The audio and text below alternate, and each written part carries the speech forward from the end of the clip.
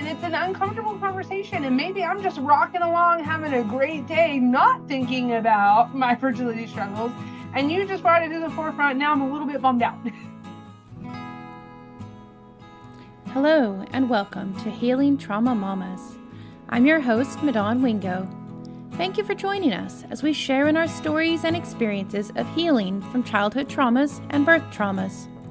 Listen as we discuss our struggles, our failures, our strengths and our victories, and all those lessons we've learned along the way. Welcome back to the podcast today. I hope today finds you really well and just truly just counting your blessings today. And I feel tremendously blessed that I get to welcome Jennifer onto the podcast today. So Jennifer, do you mind saying hi to the listeners? Hi, everyone. I'm Jennifer Bell. I'm a mommy to two and wife of Cuddy Bell. Woohoo! Yay! Yay. Thanks for coming on the podcast, Jennifer. I'm excited about our conversation today. Looking forward to it. So I think, I often just jump in. I mean, we've had you and I actually get to know each other in real life. So that's kind of cool because a lot of different people who come on the podcast, we haven't even got to meet in real life. Like we're across the country or even in other countries. And so it's always fun when somebody who is more local gets to come on the podcast and we get to talk and, just have some fun, share your story. So I appreciate that we know each other a little bit. So Yeah. I'm happy to be here. Yeah. Thank you. So I would like to just start out like wherever you would like to start, because you're a mama and you're a wife and you're an advocate. Like you're amazing. You do a lot for the community in Abilene. And so jump in where you would like. Okay, so I'm Jennifer Bell. Like I said, I have two amazing babies. One's not really a baby anymore. She's 7, Lily, and then I have Grady. He's 4 months now. I'm married. I've been married for almost 16 years. So yeah, I kind of don't know where to start, but so Sure. Let's start at the beginning then. That's a good place to start. Yeah. So my husband and I had fertility struggles all throughout our marriage. We were married for 8 years before we had my daughter. Was 34 at that time. She was born in December of 2016. She was a planned home birth, but ended up being a birth center birth, which for me is basically the same. I had her in 2016. Like I said, I used a midwife out of San Angelo. At that time, we only had one practicing midwife, and that was Carol. And, that's when she was having her health issues. And so she wasn't really in a place to take on new clients.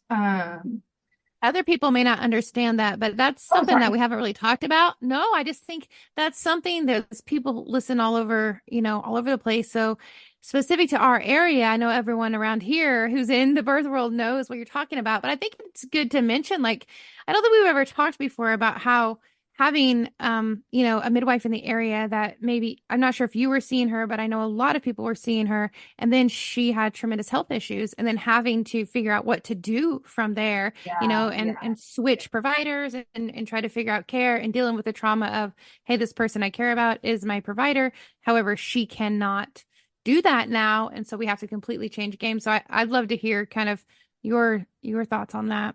So I interviewed with Carol, and actually Jennifer was one of her student midwives. Jennifer Specht, who I later used, was one of her student midwives at that time. And I interviewed her, and we just didn't like totally kick it off. I was on the fence. I really wanted to do a home birth. I really wanted to do an out of hospital birth. I really wanted to be in control of my birth because due to the infertility thing, I never really felt in control of that aspect of my life. And I'm a super type A person. And so control was really important to me. And I wanted to do a home birth. But I didn't quite click with her. And I was on the fence about using her. And then I had heard that maybe I didn't really hear until later, but, come to find out she had cancer. But I heard she was having some pretty big health struggles. And so I just decided, you know what, that's not for me.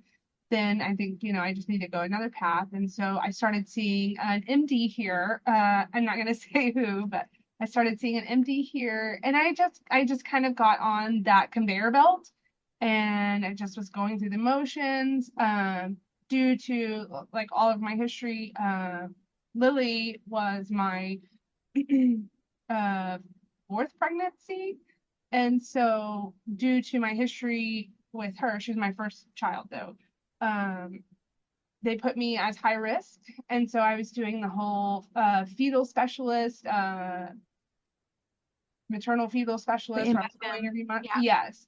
And I was getting monthly sonograms, and I just was definitely in that hamster wheel, and the whole time I was thinking like, oh, I'm not gonna want to induce, I'm not gonna want an epidural, and I don't even feel comfortable like starting to try to have these conversations with this man who comes into this room for 2 minutes and takes a peek and then leaves, you know. So around about you know what it was, so Sabrina Elliott, who's a midwife here also now, she was a doula then, and she put out this video about a client that she had, and I had just been praying a lot, you know, what am I going to do? There's not a midwife here, you know, how am I going to figure this out? I don't want to have a hospital birth.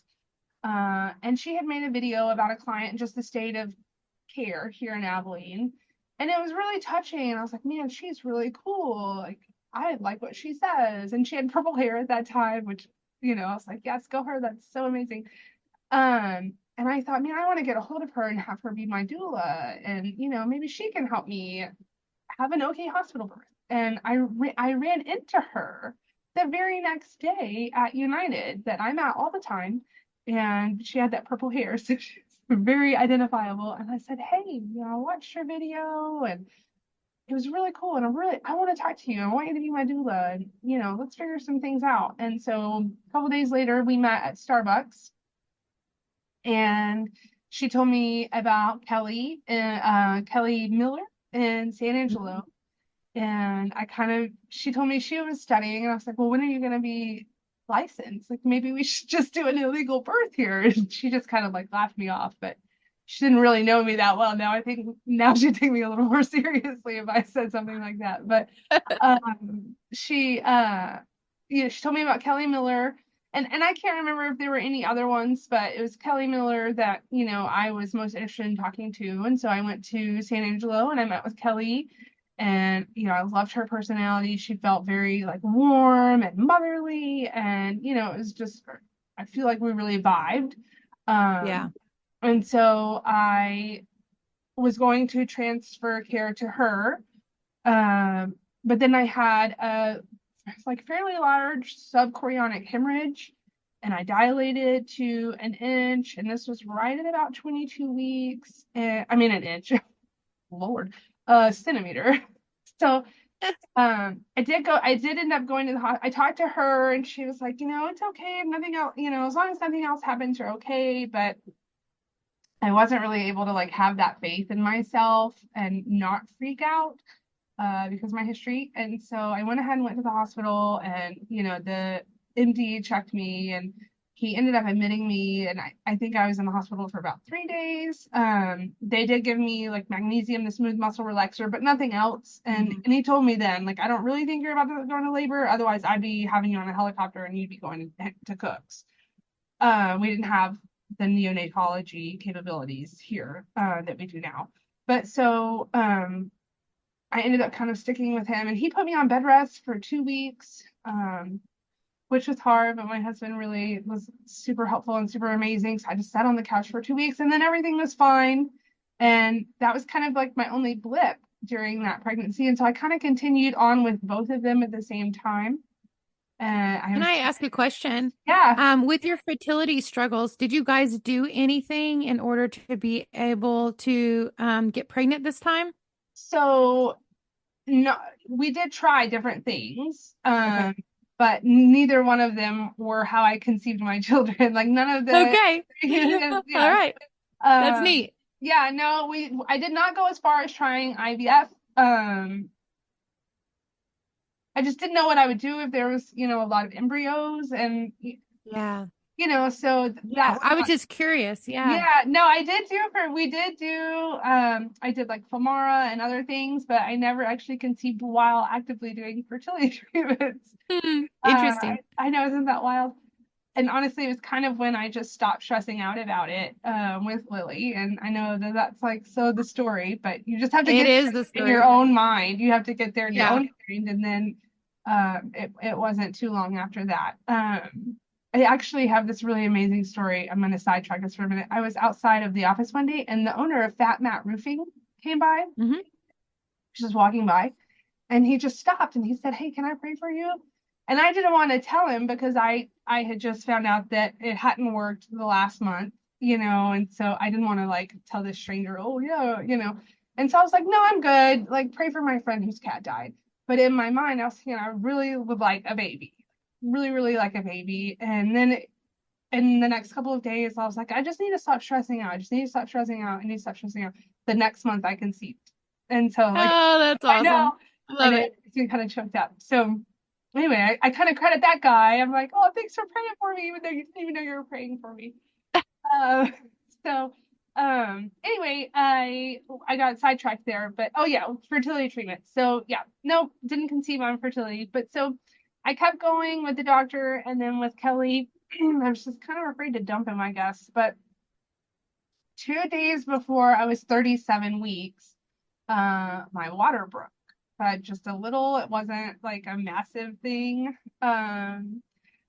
So I called Kelly, and well, and the night before, in hindsight, there was some signs. I kind of felt off, and like I was like, oh, am I having blood pressure problems? Like I feel weird, and I took my blood pressure, and nothing really normal. And then I lost my mucus plug, but it was not a big deal because that happens. And, so I just was like, whatever. I didn't really put two and two together. Like, oh, hey, these are signs that it's going to be really soon since you're also feeling bad. So then the next morning, probably about 7 a.m., my water broke just a little though. And so I called Kelly, and she was like, well, I think I want you to come here. I have another girl in Kerrville who I'm also on call for, and y'all are way far apart. So why don't you come here? Let's check, and let's just talk about things. And I was kind of freaking out because I wasn't ready. I was only Mm, 37 weeks. I didn't know that you could, in the scope of a normal birth, give birth at 37 weeks and everything be that fine. early. Yeah. Yeah. Um, I actually had a birth class scheduled for the following Monday, and I missed that. But so, Mm, I was kind of freaking out. Like I was like, I'm not ready. I don't even have the car seat installed, Kelly. And she's like, listen, if that's your biggest problem, throw it in the car and get here. Let's go. we're okay. Yeah. We can do that later. And so, I just kind of sat there for a little bit, and my husband was still asleep. I hadn't told him anything that was going on. And I was sleeping on the couch at that point. I had such bad acid reflux that I had to sleep in an upright position. So I was sleeping on the couch, and I went in there. I would let him keep sleeping because nothing was like majorly happening. So I went Right. in there, woke him up like right about when he would normally wake up for work, and I told him, I said, "Hey, my water broke," and he just was like, "Oh my goodness, what?" And I was like, "I'm fine, everything's fine, no big deal, but we do need to go to San Angelo." And so he's like, okay." And I know you've heard this story, but he gets out. He has a home office. He works from home. And so he gets up and he comes in here, just shuts the door, like kind of aggressively. I could tell he had some nervous energy. And he shuts the door, and I hear his radio come on, or his stereo or whatever, and he starts jamming, "It's the final countdown." Off volume. I'm absolutely positive my neighbors are Oh, and like, that's what's happening hilarious. at that house at 8 o'clock in the morning? So he, took his little minute, in here and composed himself. And then, he came out and he's like, okay, I'm ready. What do I need to do? And so we, we hurried up and we got everything together, and we like rushed to San Angelo, and we get there, and we basically just chilled for 2 days in San Angelo. We move into Kelly's birth center because the girl in Kerrville was also, she's on call for her, and she's like, I don't want to go to Abilene and then her going to labor. She's like, I think I'm gonna have you come here, and that way if she goes into labor, you can come here too.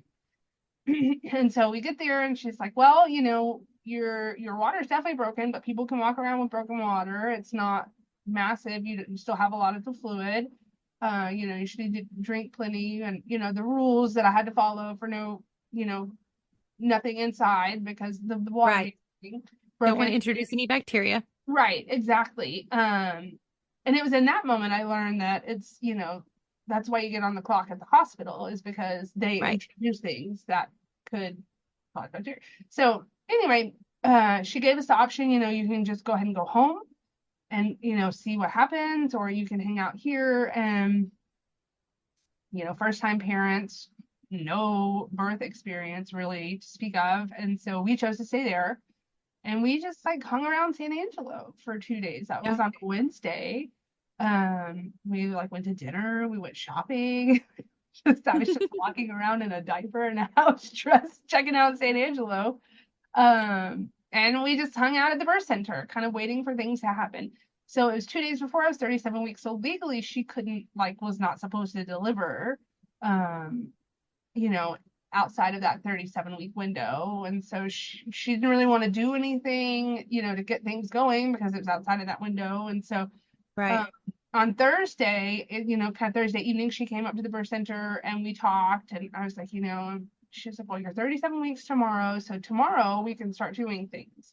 And so she gave me a breast pump, and then I forget the homeopathic names, but black and blue cohosh. She gave me those, and you know, told me to alternate, do nipple stimulation and alternate those. And she said, get you a good night's sleep, and then start in the morning when you wake up, and we'll see what happens. So I was like, okay, cool. And I, being the super type A person I am, started at midnight because I was Of course. like, get it going, So I started at midnight, and it wasn't even 30 minutes, Madon. Like, it was quick. Within like 30 minutes, Wow. I took one dose of each. I did 2 rounds of nipple stimulation, and then I started having contractions. They were far apart. They were like 15, 20 minutes apart, but they were regular and Yeah, routine. but still, yeah, that's awesome. Yeah, it was really cool. That was actually my first experience with homeopathy. So that was pretty cool. Um, anyway, that got going. So I didn't even take any more. I just kind of like napped in between the contractions. Back then I could like actually lay down and nap whenever I wanted before before I was a mom. So I just would fall asleep in between, and then so probably about 8 in the morning, she calls me and she says, hey, I'm just letting you know that the other girl has gone into labor and she's on her way to the birth center, and so are we. And I was like, oh, cool, cool. I also am in labor. I was waiting to call you because it wasn't like full, labor yet. Right. So she was like, fantastic news. So that was funny. But so she came in, and she came in and she was like, okay, so have you let Sabrina know what's going on? And I'm like, oh, should I have? And she just kind of gave me one of those looks like, yes, what? She is your doula. Yes. And so I called Sabrina and I was like, oh, hey, I'm in labor in San Angelo. And she was definitely like, whoa, okay, I'm making a plan. Um, and so I mean, this is like 10 hours after she went on call for me. Like, in hindsight, like when I tell that story, I now know that she had just literally gone on call for me and already on call for Right. me. She was probably Yep. like, whoa. A little unexpected. Yeah, right. I mean, but kind of leave it to me, right? But so she came, and Kelly had a student midwife, and so from there things went pretty fast, and smooth. Well, I mean, Good. at the end there was a little bit, but the whole process, like I was like, can I shower? And yep, you can shower. So I took a shower. I put on my cute little birth gown, and I just, hung out. My husband put on the playlist, and he was making jokes that were funny at first, and they weren't so funny later. But Funny how that happens in yeah, labor, huh? yeah, so and we were just hanging out. Things were going good. I think I don't know the exact timeline, but I kept progressing, I think, pretty normally. And then, I went into transition, and, I threw up, and then things got real serious real fast. And, I went into hard labor. And so I wanted to get in the tub. I did not want to have a water birth, but I decided to labor in the tub. They had Hmm. set it up. So I thought, oh, I like baths, why not? For sure. So I got in the tub. My husband was a little like, well, what are you doing? And I was like, I'm just chilling, like I'm just relaxing. I'm just trying to, help my body out here. So I hung out in the tub for a long time, and I started feeling like, okay, I need to push. And so I started pushing, but I never really like, I didn't have that follow through. And, Yeah. I was in the tub for quite a while, and Kelly was running back and forth, bless her heart. And so Sabrina was right there the whole time, just, Mm. don't do this. This will help. Don't do that. Um, and it was so funny. My husband's like pacing over in the corner, and at one point, I think Kelly said to him, like, "Hey, Dad, if you're gonna pass out, like, you need to sit down because nobody cares about you." And he's like, "I'm fine." You're not our focus right now. Yeah, just take care of her, he said. And so he was just off, kind of in the background, but like always there. Like I knew he was there, and so, Mhm. um, but I couldn't. I, to me, baths are relaxing. I get in the bath to relax, but I was in a bath needing to like handle business, and I was struggling with that. And Kelly even said to me, you're not finishing your contractions. You're not pushing all the way through." And A so, lot of people will get in the tub and then just they kind of like it's relaxing, but when it comes to pushing, they don't feel grounded. Like they don't feel like they have any like a hard surface or they yes, just don't feel grounded. yes, And I so definitely had that. sometimes, yeah, sometimes we just need to move location then. Yeah, I definitely had that. Like I was like floating, suspended in the Yes, water, and like, yeah, exactly. yeah, Yeah. yes, definitely grounding, I think probably played a factor. So I told my husband, or Kelly told my husband, hey, she's got to get out of this tub. And I was like, I'm struggling to stand up. And Kelly was like, get her out of the tub. And whoop, he didn't want me in the tub in the first place. So it was very easy for him to shoot, get me out of the tub. Awesome. And so Kelly put me on the medieval birth stool. And I was struggling again a little bit still, and I was at that point where I was kind of gassing out, and I was like, I don't know if I Hmm. can do this. I can't do this. And Sabrina said, you are doing it.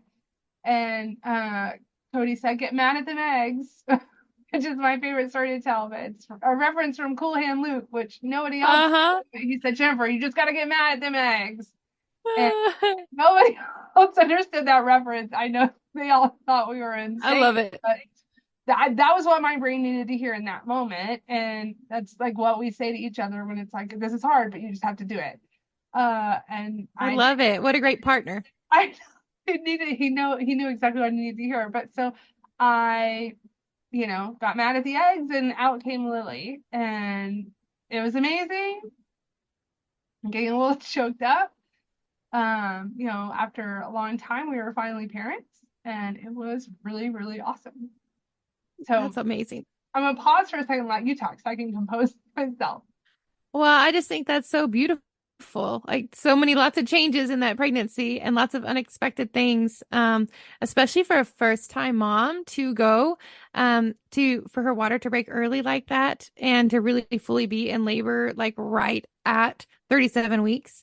Like that is pretty shocking. That is unusual. So that's pretty amazing though that you did that. And then for two to be in labor at the same time. It really is unusual. I mean, we always talk about that in the birth world to be like, hey, but what if, we're like, it rarely happens. Think about the odds. The odds of that actually happening, are so out there. And then when it happens, you're like, really?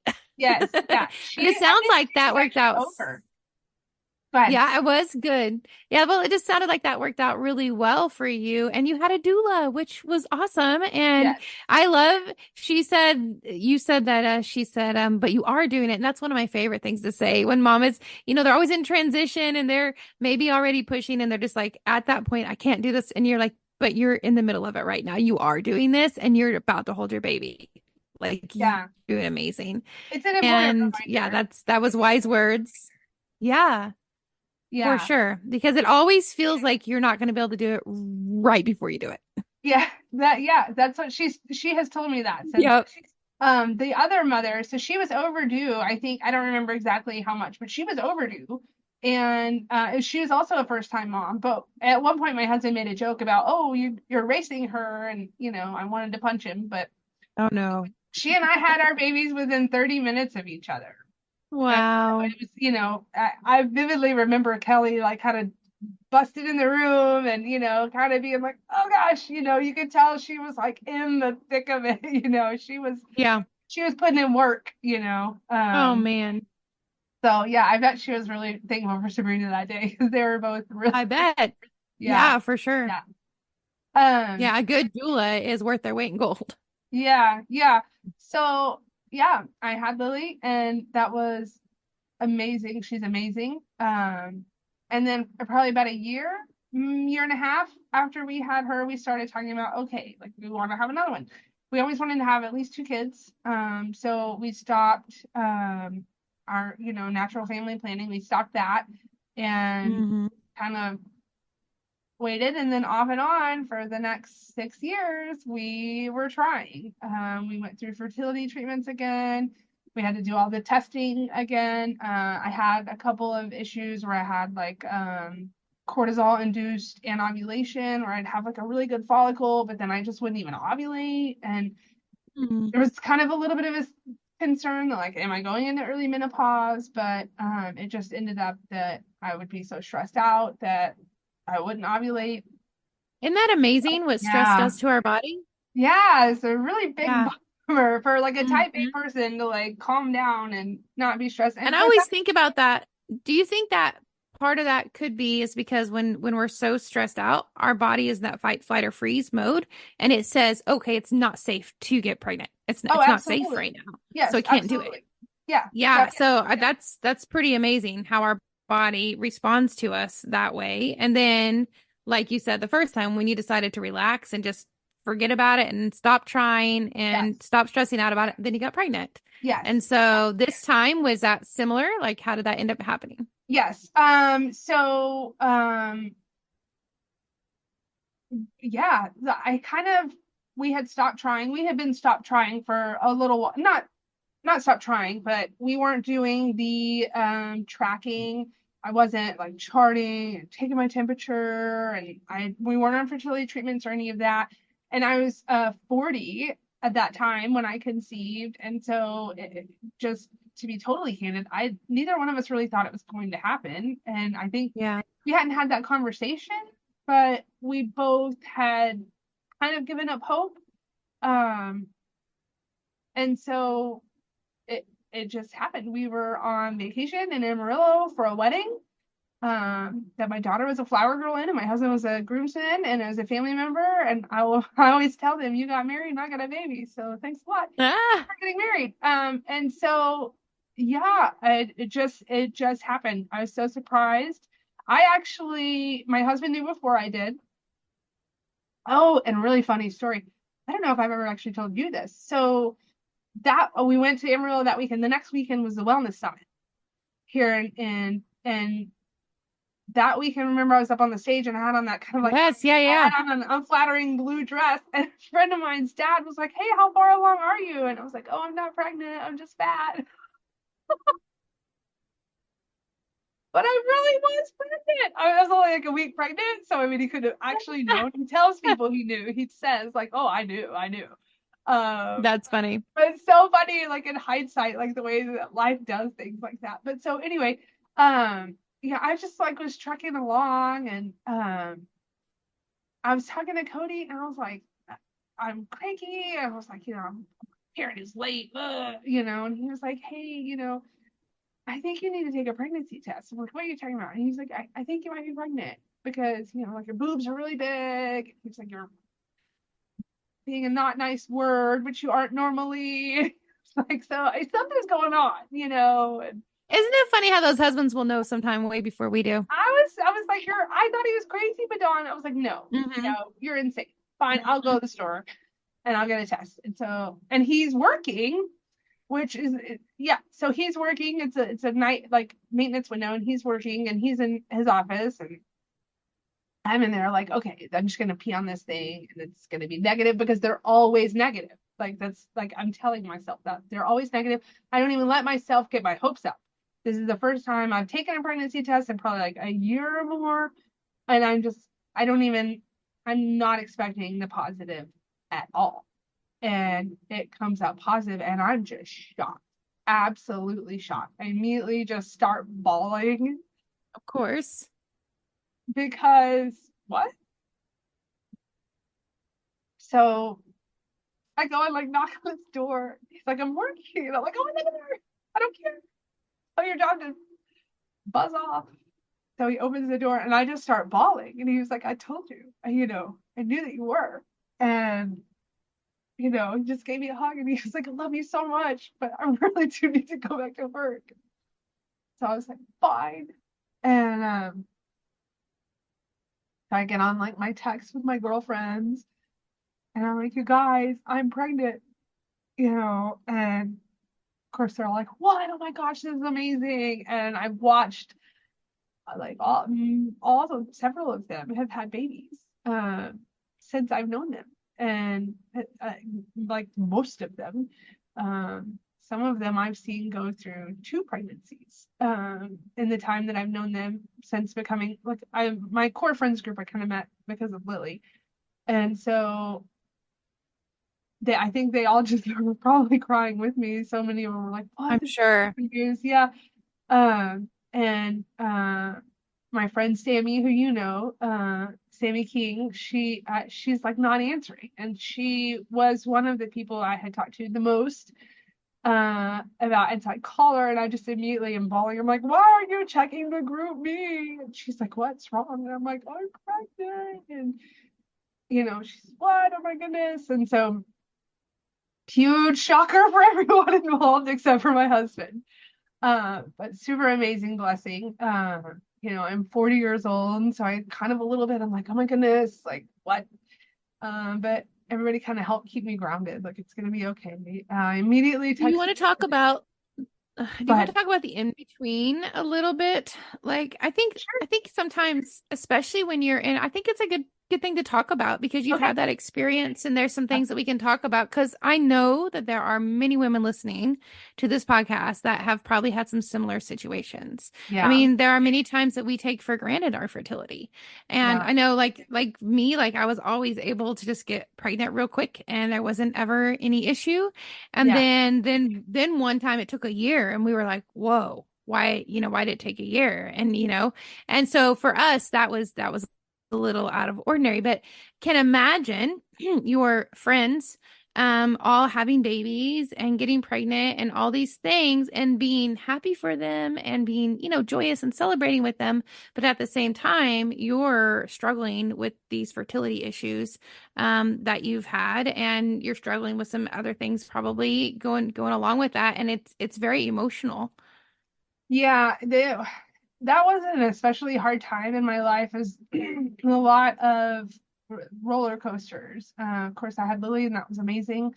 And I kind of that when you become a mom, you kind of transition in a lot of aspects of life. And so I kind of transitioned from not to say that I'm not friends with the people before, but I was free. I was going out, I was doing things. And so I kind of transitioned from having, fun, you know, untethered friends to mom friends who now we're Yeah. in this season of our life and this is what we're focusing on. And so I met those women and it is amazing to watch them. A lot of my friends are in the natural birth community. Like three of my friends are doulas. You and Jennifer are midwives. Like I know people now.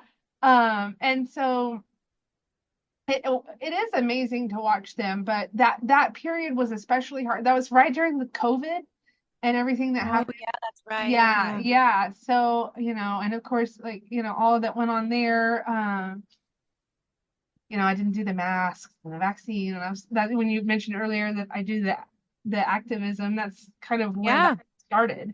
And so that was just a super stressful time for me anyway. And that I did have the stress-induced anovulation, kind of right in the height of all that. So yeah, it was really tough. And you do kind of feel like I'm one of the older ones in my friends group, and so Yeah. you do kind of feel like, man, I really really wish I could have a baby. And it is hard. It's hard to feel those emotions because you kind of are on both sides. You're like you're pregnant and that's amazing, and you are having this beautiful baby, and I'm watching this baby grow up with you, and I'm watching you nurture and love this baby, and I'm so happy for you, but I really want that for Yeah. myself. Yeah. So It's it's hard. really hard, and we do take it for granted. My very first pregnancy, which I'm not going to go into too much, but my very first pregnancy, we weren't even trying. Well, I was on birth control. It was, an accident per se. We were happy. We wanted the baby, but I from there, I just took it for granted. I lost that baby, and then from then on, I knew and understood the realities of what fertility was. And so that's why I said Yeah. with Lily, I just really wanted to have control. I really wanted to be in control. I had not been in control ever, and I needed to be in control. Um, I kind of thought everybody had told me, oh, well, once you kind of like get over that the hurdle and have the first one, then usually that fixes things. I got told that by like a lot of medical doctors. It's just like a reset your system. So even me with like 8 years of experience after the first baby, when I went to start trying for the second baby, I kind of took it for granted. I thought, oh, it'll take me a couple of tries. Boy. Yeah. So I Yeah. was super wrong. It took me 6 years. But yeah, it is hard, Yeah. and you go through all the treatments, and then Western medicine, you hit like you do the Femara, and I forget the other one. I wasn't a good candidate for it because of asthma, but so I went through, and you're going in, it's a whole thing. You go in, you get labs. It's every month you're going in for your progesterone checks, and then you're taking this pill at this time, this pill at that time, da da da da. And then Right. you're going Right. in and you're getting the transvaginal ultrasounds because they're wanting to check your follicles, and then they're like, yes, you got a really good follicle, and you're like, yes, oh my gosh, I have a follicle. And then you're stressing your husband out and being very like clinical about your intimacy, and that's not Right. super fun. And that part can kind of put a strain on the marriage, and I'm very fortunate that my husband is like honest and like very open with me, and he would tell me like, this is not sexy. Yeah. This is I'm having a hard time here, like, can we dial it back a little? But I was so desperate kind of for that control. So yeah, it anytime I know someone who struggles with fertility, I immediately feel like a special kinship with them because I'm sure. we're And I pretty think silent about it. I think so. And so that is something that popped into my head while you were talking. Like I talk on this podcast, I've talked so many times about how powerful our words are, right? The power of life and death is in the tongue, right? Like our words Yes. are so powerful. And we talked about, that birth that you had, how powerful those words are, like, but you're doing it, right? It was really powerful for you. Like, yes, I am doing this, and I can do it. So just thinking about those words. But I think many of us don't think about the weight of our words, especially when we're just in casual conversation with people. And so I think it's very easy to see somebody that has like a gap, like say maybe they have an older child and like, oh, are you guys going to have more children? Yeah, we want to have more children. Like, okay, are you going to have more children? Like what's going on? And not Oh even thinking yeah. about what that does to you. If you're like, hey, when are you guys going to have another one? And you're like, are you kidding me? Like, yeah, Yeah, you're like, I yeah, don't know. Even now, people ask me now, are you going to have more? And I'm like, I have no idea. You need to ask the Lord because He is driving yes, this train. It is not me. I don't know. exactly. If He gives me more, yes, absolutely, I will have more. Yeah. Yeah, I think sometimes we don't take that into consideration and stop and even think about it before we would ask somebody or say something to somebody about that. So I've thought of you since then before, just thinking about like, hey, be careful of those words that you're using when you talk to somebody. You don't know what they've been going through. You have no Yes. clue what's been going on. I'm super like hyper aware of that now. It's kind of normal. You ask that couple I was telling you were at their wedding, people will ask them, oh, when are you going to start having babies? When are you going to start Yeah, trying, when are you going to start having babies? And it's like, get out. We should, as a society, just agree that we're not going to ask people their I fertility agree. stuff. I Like what agree. they're doing. It's none of your Yeah. business, Yeah, absolutely. and it's an uncomfortable conversation. And maybe I'm just rocking along, having a great day, not thinking about my fertility struggles. And you just brought it to the forefront. Now I'm a little bit bummed out. Exactly. Yeah, Yeah. yeah, and I'm super in tune with that now. I try not to ever ask anyone unless they volunteer. I try not to ever ask anyone about when they're gonna have babies or how many they want to, any of that, I think that's wise. I really think it is. Yeah. I would love for us to start, perpetuating that type of thought and conversation more. Let's just be thankful and joyful for what we have and let that be between them and the Lord and their spouse. And, if they want to share some of the struggles, then that's great. Like Yeah, that as community, that's what I heard when you were talking about how your friends kind of shifted. Well, it's because you were building your community and you didn't realize there was even this niche of community that you needed and that you really, because then when you found out you were pregnant again, that's who you immediately were talking to, yeah, was that community. yeah, So and I think that's what we do, is we need to build up that community around ourselves, and that way, sure, if I want to share my struggles with you, I know you're going to be there and you're going to listen well. But other than that, like, we don't, that's between our partner and the Lord, and that's not something that we're like diving in. We're not going to be asking other personal questions like that. So why do we think that fertility and children is for some reason an open door? We yes, don't ask each other about like, did you have sex last night? We don't talk about, those types of things. So why in the world do we ask, those questions? I mean, I have been known to counter somebody with that before when they have asked, so you're going to have more children? I'd be like, oh, so you're going to have sex with your wife tonight? And they're like, whoa. And I'm like, oh, I thought we were that close. Are we not? Like, I, that's I thought awesome. that's what was happening here. So, yeah, it's just, that's not what we actually do. So we need to stop perpetuating this line of thought that that is okay. Yeah, I found when I say, I don't know, you'll have to ask the Lord because it's up to him. A lot of people, it kind of slaps people because they're like, oh, Good. yeah, okay, it's not, she's not deciding, so Yeah, yeah, we do believe he is the creator of life. So, we can try all the things, but in the right. end, he is the one that's going to breathe life into that baby. We're on his schedule. We are not on anybody else's schedule. And if Exactly. nothing else has taught me that, it is my children, for sure. Yeah, for sure. Motherhood will definitely show you that. Right, exactly. Yes. So let's get back for a second. We sidetracked a little bit. I'm so glad we did. Thank you for bringing all that up. So you told all your friends and you called and Yes. you talked to everybody. And then you said, we didn't quite hear that. You said you immediately texted the midwife. Yes, like okay, so I mean the next day I texted, okay, so Sabrina, who was my doula, is now a midwife, fast forward. And so I text her the next day and I'm like, hey, I am testing positive on a pregnancy test, but like I need to know for sure because here's me trying to get control again. Mm-hmm. And Sabrina, being the amazing provider that she is, texted back and was like, come in. I don't Right. even think Yeah. she's working that day, but she knew. She knew my story. She knew Mm-hmm.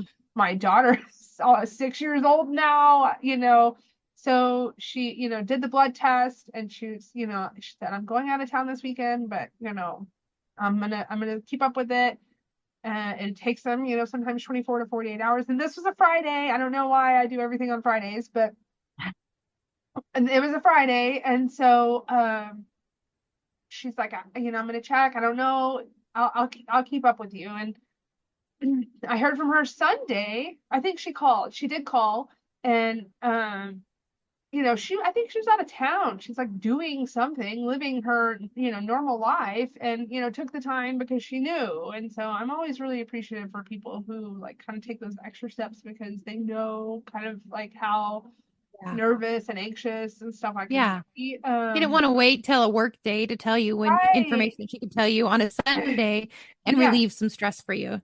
Yes. And that's kind of just another way that the natural birth community is so different from Western medicine because you go Mm. in and like one person takes your labs and if you call to get the results, they like put you on hold and they don't even know who you are. And, the nurse will call you back. And it's frustrating, and so she took my labs. She sent them off, and then she called Yeah. me on a Sunday.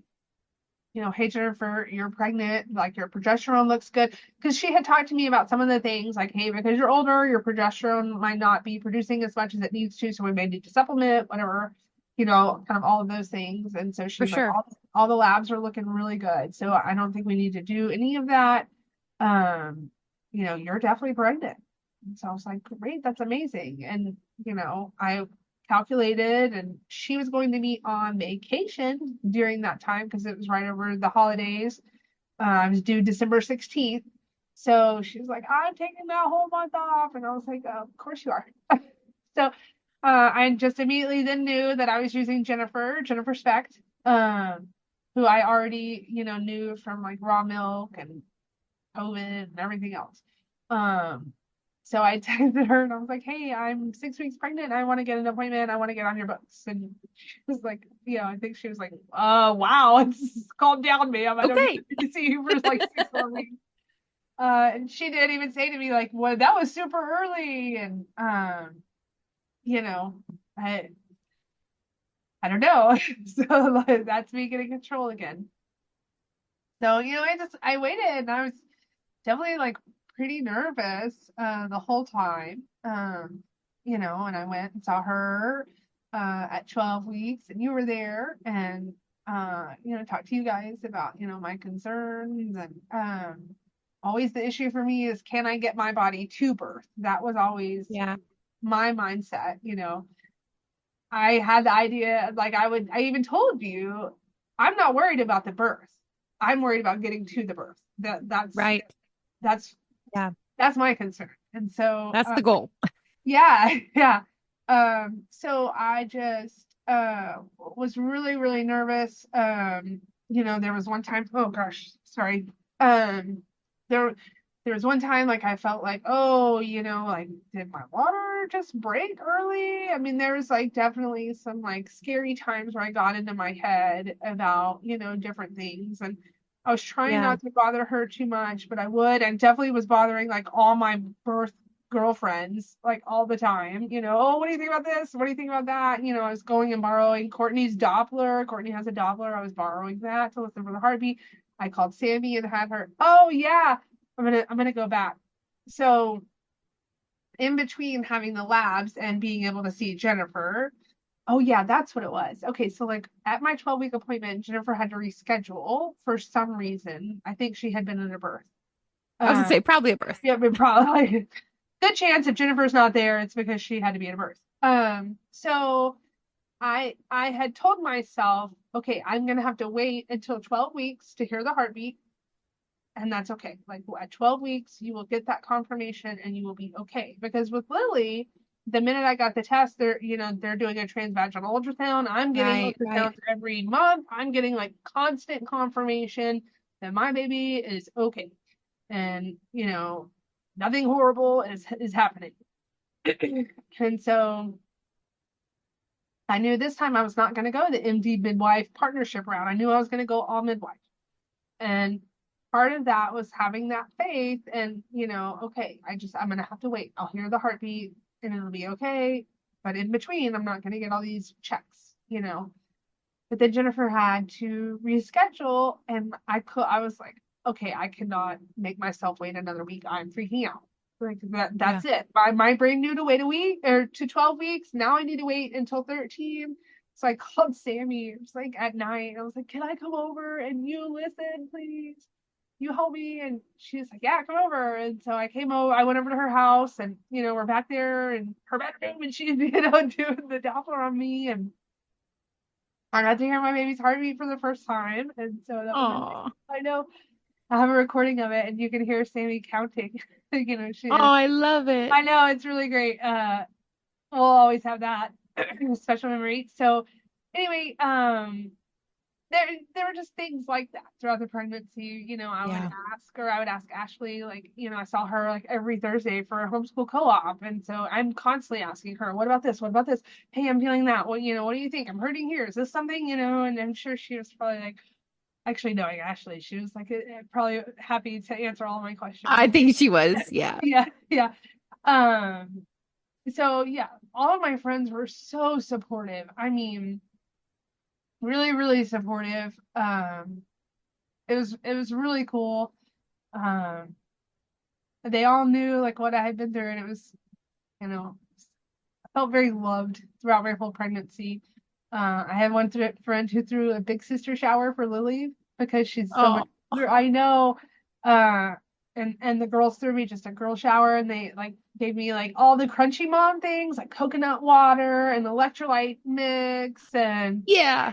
some of the real candies that are like not high in sugar. And so anyway, yeah, so I'm plugging along, I'm doing good. I'm walking like regularly, so I'm not gaining a whole lot of weight. And I'm feeling pretty good.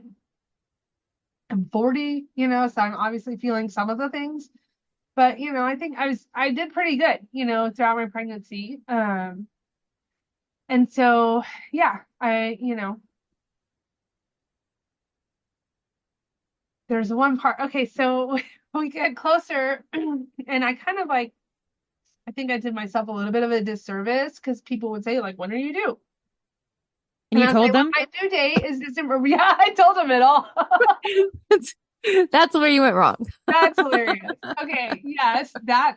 Well, so I made two mistakes because I would say, well, December 16th, but because, my I daughter think you're was gonna go 3 early. weeks early, like I just want like it's a 5 week window here, people. So I just need you to not I have a lot of things, I do like the raw milk drop and work stuff and all this other stuff. So I basically was like trying to tell people, don't even expect anything out of me for this 5 week window because I don't know what's gonna happen.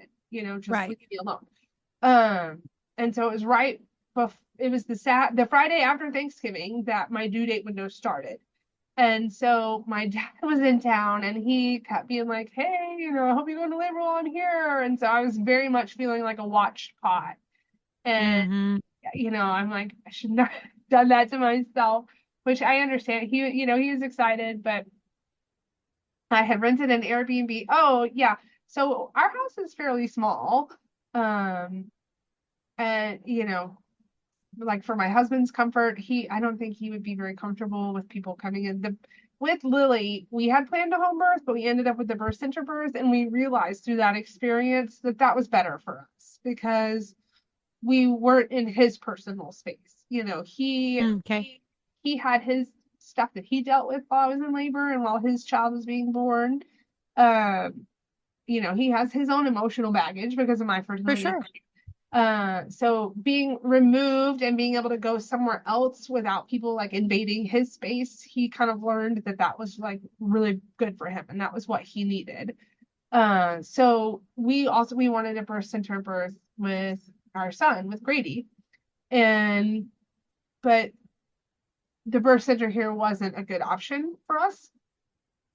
So we made our own. I rented an Airbnb. Yeah, and so that was another part of it was like, well, when do I rent this Airbnb for? Because I have a You history have a of five going in week there. window. Right. Yes. Like I have a history, like even talking with Jennifer about it, she was like, normally I would say like 39 weeks to 41 weeks. Like that's kind of the window. And she was like, but with your history, I think maybe you need to go. You're right. Right. And Who so, knows? yeah. Yeah. Yeah. So, and with Lily, I wasn't ready as far as like the car seat and kind of like some of those things. We didn't even have the crib set up with Lily, like, which of course crib, like, haha. boy, if I could have told, don't use a crib now. Like that's the joke. So, um, anyway, we didn't have that set up, It's like a well, great piece of furniture to throw clothes on and to change diapers. it's a great Okay. laundry catcher. Yes. So anyway, I went to like when we came home with Lily, my father-in-law came over at like 11 o'clock, and my father-in-law and husband are like putting together the crib. I'm just sitting here like with this new baby. So anyway, I went off on a tangent there, but so we wanted to do an Airbnb, so I went in the Airbnb pretty close by, super close to tea to go, so I could get my tea. But so we rented that, and I ended up my dad came to visit for Thanksgiving, like I was saying, and I thought, well, I mean, I've already got this place. Let me just add on 3 more days before my due date window starts, and he can just stay there, and I can just kind of start setting it up a little bit early. And so that's what I did. Mhm. He was here Thanksgiving, and then my due date window started Friday, and so we spent that time setting up everything. Bringing in all the stuff on the list Jennifer gave me, putting in like my clothes and foods and waters and all that kind of stuff. So Yeah. I had more control of that aspect of it this time, which I haven't really like realized until right now. But so yeah, that's pretty funny. So I had like way more control of the start. Um, so yeah, okay, then I think I've covered everything up until labor, right? I'm good. I'm gonna So, launch. Okay, so um that Tuesday, so okay, the 28th, the morning of November 28th, early in the morning, it was a Tuesday, I start having contractions. They're like random and not anything, but I'm up. And so I'm talking to the girls, and I'm like, is this prodromal labor or Braxton Hicks? I mean, we're like deeply analyzing like what these even are, because I do have friends that, have experience with prodromal and other things. And so I'm like, what's going on? And it's all new for me. This is the opposite of what happened with Lily. And just with Lily, it was like, boop, your water broke, and here we go. But I was having like some of those earlier things. mhm. I didn't get a good night's sleep that day. And then early Wednesday, that afternoon I had like a couple of contractions in a pattern. And I'm asking the birth girls, I'm like, hey, what constitutes a pattern? Like, how long does something have to go on for it to be a pattern? Because I don't remember the exact That's a timing good of it. question. Yeah, yeah. I didn't know. Yeah. And so I knew it wasn't like this is labor, but I didn't know if it was like early labor. I didn't, know. Um, and I just wonder, like, at what point, how many babies do you have to have before you're like, I know what this is? But yeah, It didn't happen to me. I um, was in labor denial in my last one. I seriously, he was like, we need to call the midwife. And I threw my phone at him and told him, no, you do it. I am not calling. that is so funny. That's that Yeah. makes me feel So a I little don't bit know. better. Because I've been feeling like, gosh, I'm just so out of touch with my body. But so yeah, I asked the girl No. what constitutes a pattern, and I think I was like every 20 minutes, for a couple of hours, and then I'm like, yeah, Yeah. that's a pattern. I think I'd call that a pattern. And so I just texted Jennifer, and I was like, I don't think it's anything, but I want you to know, like, this is what's going on. And she was like, yeah, okay, cool. Get that. She would all at this point. I noticed anytime I talked to her, she would say, get some rest and drink plenty of water. Yes. So Of course. she said, like, every time, get some rest and drink plenty of water. She became very motherly. She was very motherly the whole time. But then in that, but like the constant reminding me, get some rest and drink some water. It's adorable.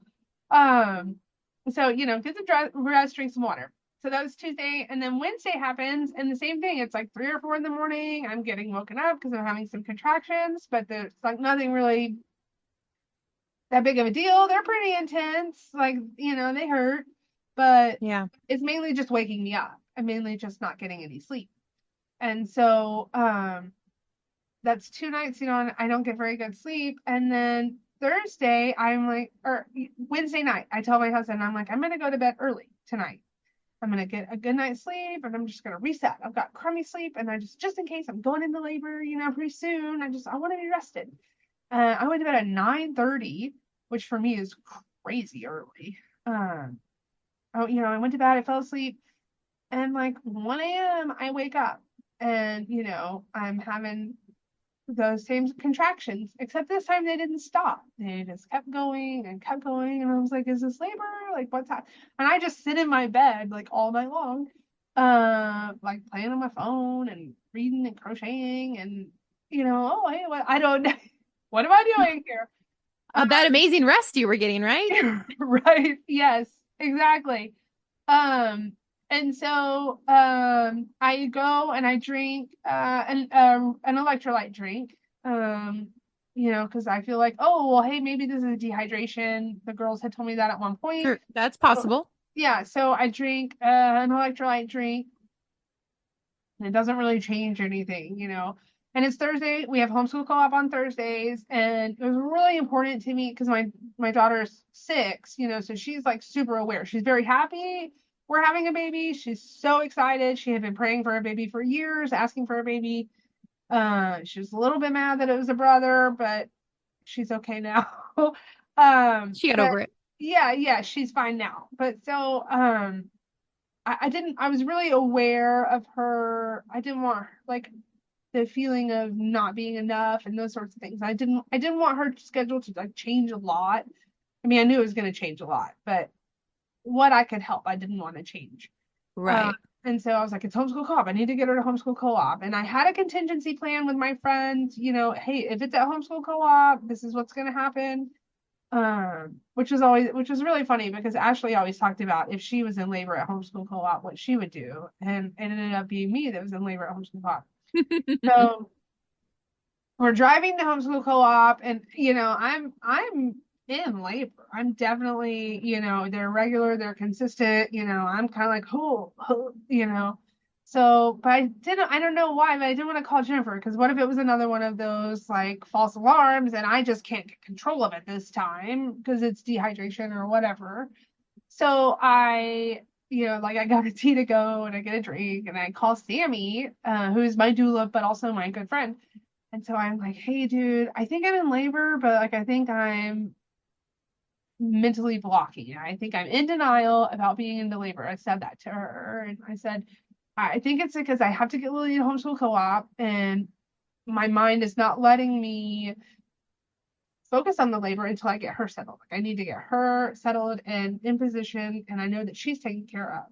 I think that's what's happening. And so Mhm. I was like, can you call Jennifer? Because I don't know. Something in my brain was like, don't call Jennifer because then that's gonna make it super real. And I need you to not make it super real. I need you to focus on this child.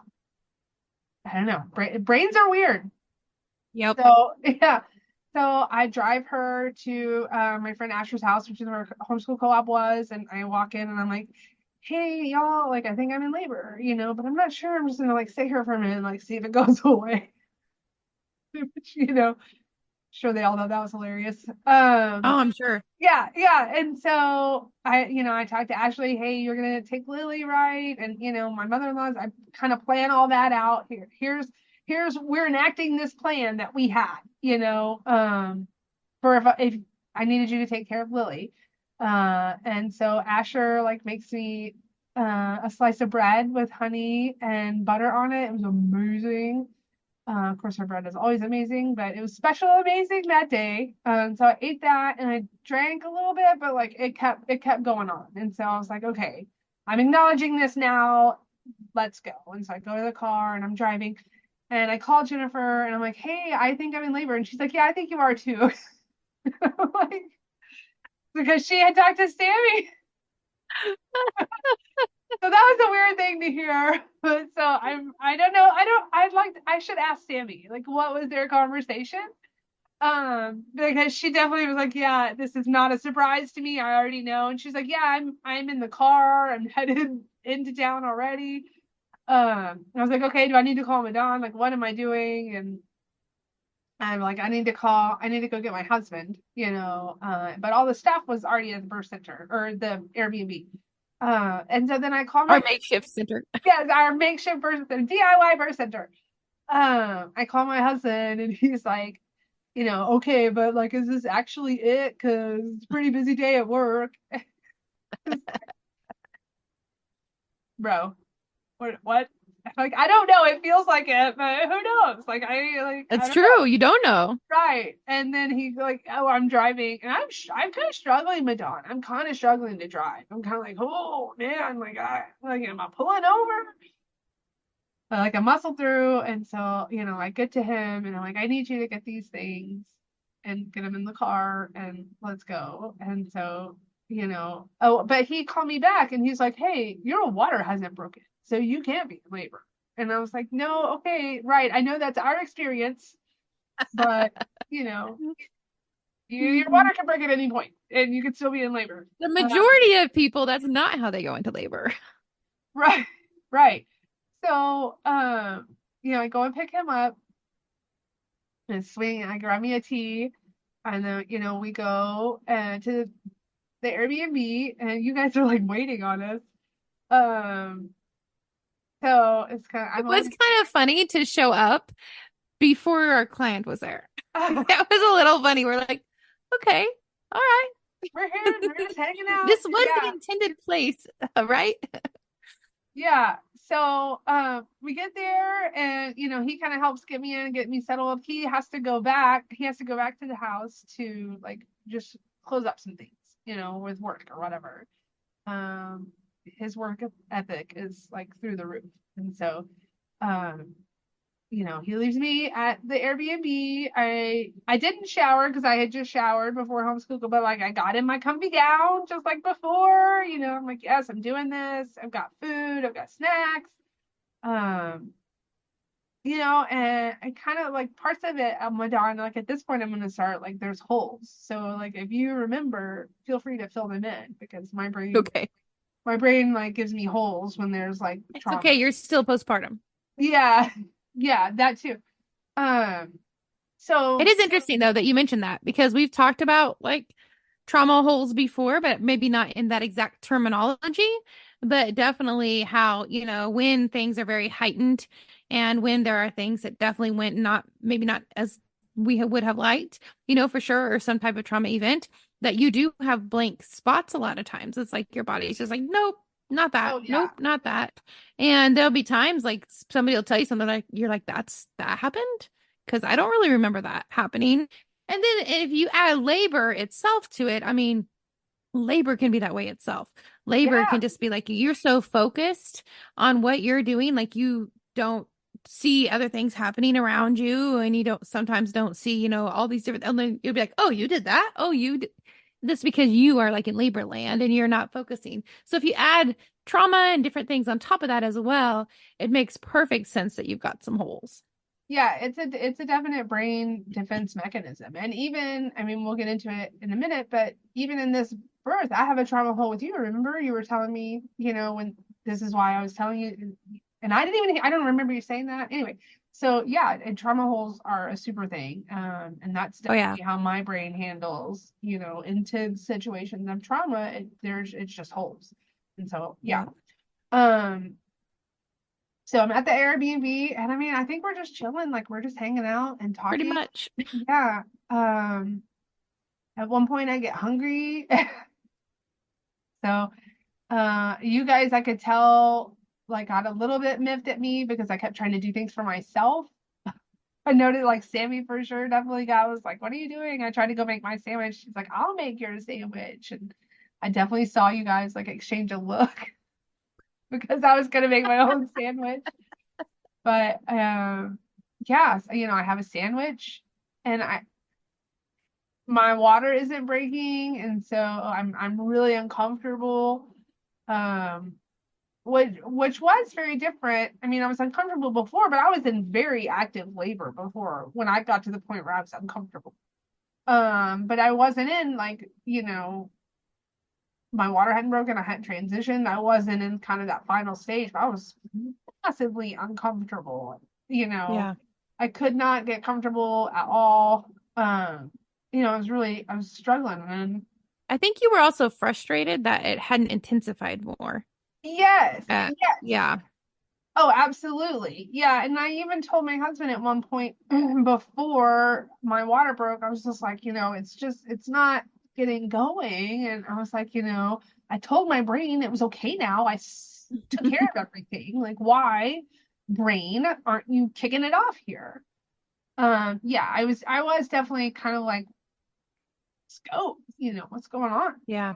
Um, so, I think I took a bath or a shower to try to like help it. I can't remember if it was at that point or later, but I mean, I was uncomfortable. Um, and Sammy was pushing on my hips, and I mean, she was like pushing the dog out of my hips, and it was helping. Um, but I just was super uncomfortable. It's not normal for me to need that kind of like re relief help. Yeah. Um, so yeah, I was frustrated for sure. Um, and I guess that's because like with Lily, when contractions started, like they started and we were going. But I knew it was because my water wasn't breaking, and we had even had like a conversation at that point about potentially breaking my water, but I didn't really want to do that because I didn't want any interventions. Like I mean, Right. that's And there still are an intervention. risks. There's always, yeah, intervention. Yeah, And it is hard to when your only experience is one way, and so you have these expectations, and whenever those expectations aren't being met, it's really hard to be like, but it's okay, this can be completely different, because all your experiences is that other one. And so it's difficult to talk to yourself and be like, no, no, this is normal, this is completely normal, because inside you're like, but this wasn't normal last time, this isn't how things went last time. And so that internal struggle, I know, can happen a lot of times. yes. Yeah, I mainly felt like I was, yeah, I mean, I so a lot of my friends have a lot of kids and I've heard their birth stories, and so it can be all kinds of different ways. So like I knew it was possible that my water wouldn't break the same way, obviously. Um, but I also felt like, man, I was in labor for a long time for my water not to break, or like I felt like it was strong enough and intense enough, um, that it should have broken, but it wasn't. But so, I talked to Jennifer, but I still didn't, I was trying to avoid it. And I'm still messaging with the girls and in the group text, and like I said, Ashley's a doula, according, and so they're saying this and that, and Ashley's like, they could break your water. I think Jennifer would tell you if she felt like that was necessary. And so all of those things were like kind of helping me keep somewhat grounded and somewhat like, this is normal, this is okay. Uh, so then, Cody comes back, and I lay down with him upstairs, and I think I told you guys I was gonna try to nap, but Hmm. I don't nap anymore. That was a pre-mom privilege there. But so I wanted to just go kind of just lay down with my husband and just, Hmm. you know, I don't know, be cuddled. For So sure. yeah, Absolutely. yeah. So we went upstairs and we laid down, and that's why I was like, man, I'm just not getting going. Like it's just I feel like my body's just not starting, and I'm Hmm. struggling, Cody, and I didn't feel like, oh, I'm struggling to get through this. I felt like, oh, my body is struggling to do this. My body is not doing it. Do you think that also came from a little deep rooted about just fertility struggles in the first place and having that thought that my body is not working the way it's supposed to? My body can't do this well. Maybe. I feel like I went into it pretty arrogant because with Lily, it was fairly easy. I mean, birth is in and of itself is hard. I don't want to discount that, but as far as births go, my first one with Lily was easy. I did not have, Yeah. you know, huge struggles. And while it was painful, like I got this amazing little beautiful baby at the end. So like Right. I don't know. So I was very like confident in this one. I just my body was gonna do what my body needed to do, and I was gonna have a baby at the end. And like I don't, my body didn't do what it needed to do. It wasn't doing it. So It maybe, was. It just wasn't doing it on the time frame that you expected. yeah, yeah. So I mean, maybe it was related. I mean, I'm not consciously aware if it is. But that's possible. I mean, I've never considered that. Um, so, but then, things like really intensify and I'm like, oh, and my Mm. water does end up breaking and I do it like it's the big dramatic movie one, not like the first one, and so I called you guys and it definitely was like, okay, now here we go. Like this is, I think the expectation of everyone in the room was like, okay, now we're having a baby. And so, I'm getting serious, not that I wasn't before, but I'm like, okay, here we go. And I was like feeling like, okay, I need to push, I need to push. Oh, well, and I threw up. So I start throwing up, which I was prepared to throw up at least once because I had done that with Lily in transition, so I thought like, here we go, I'm gonna barf and we're gonna get going. But I just kept throwing up over and I over. know. It was Yes, awful. it So was. You poor thing.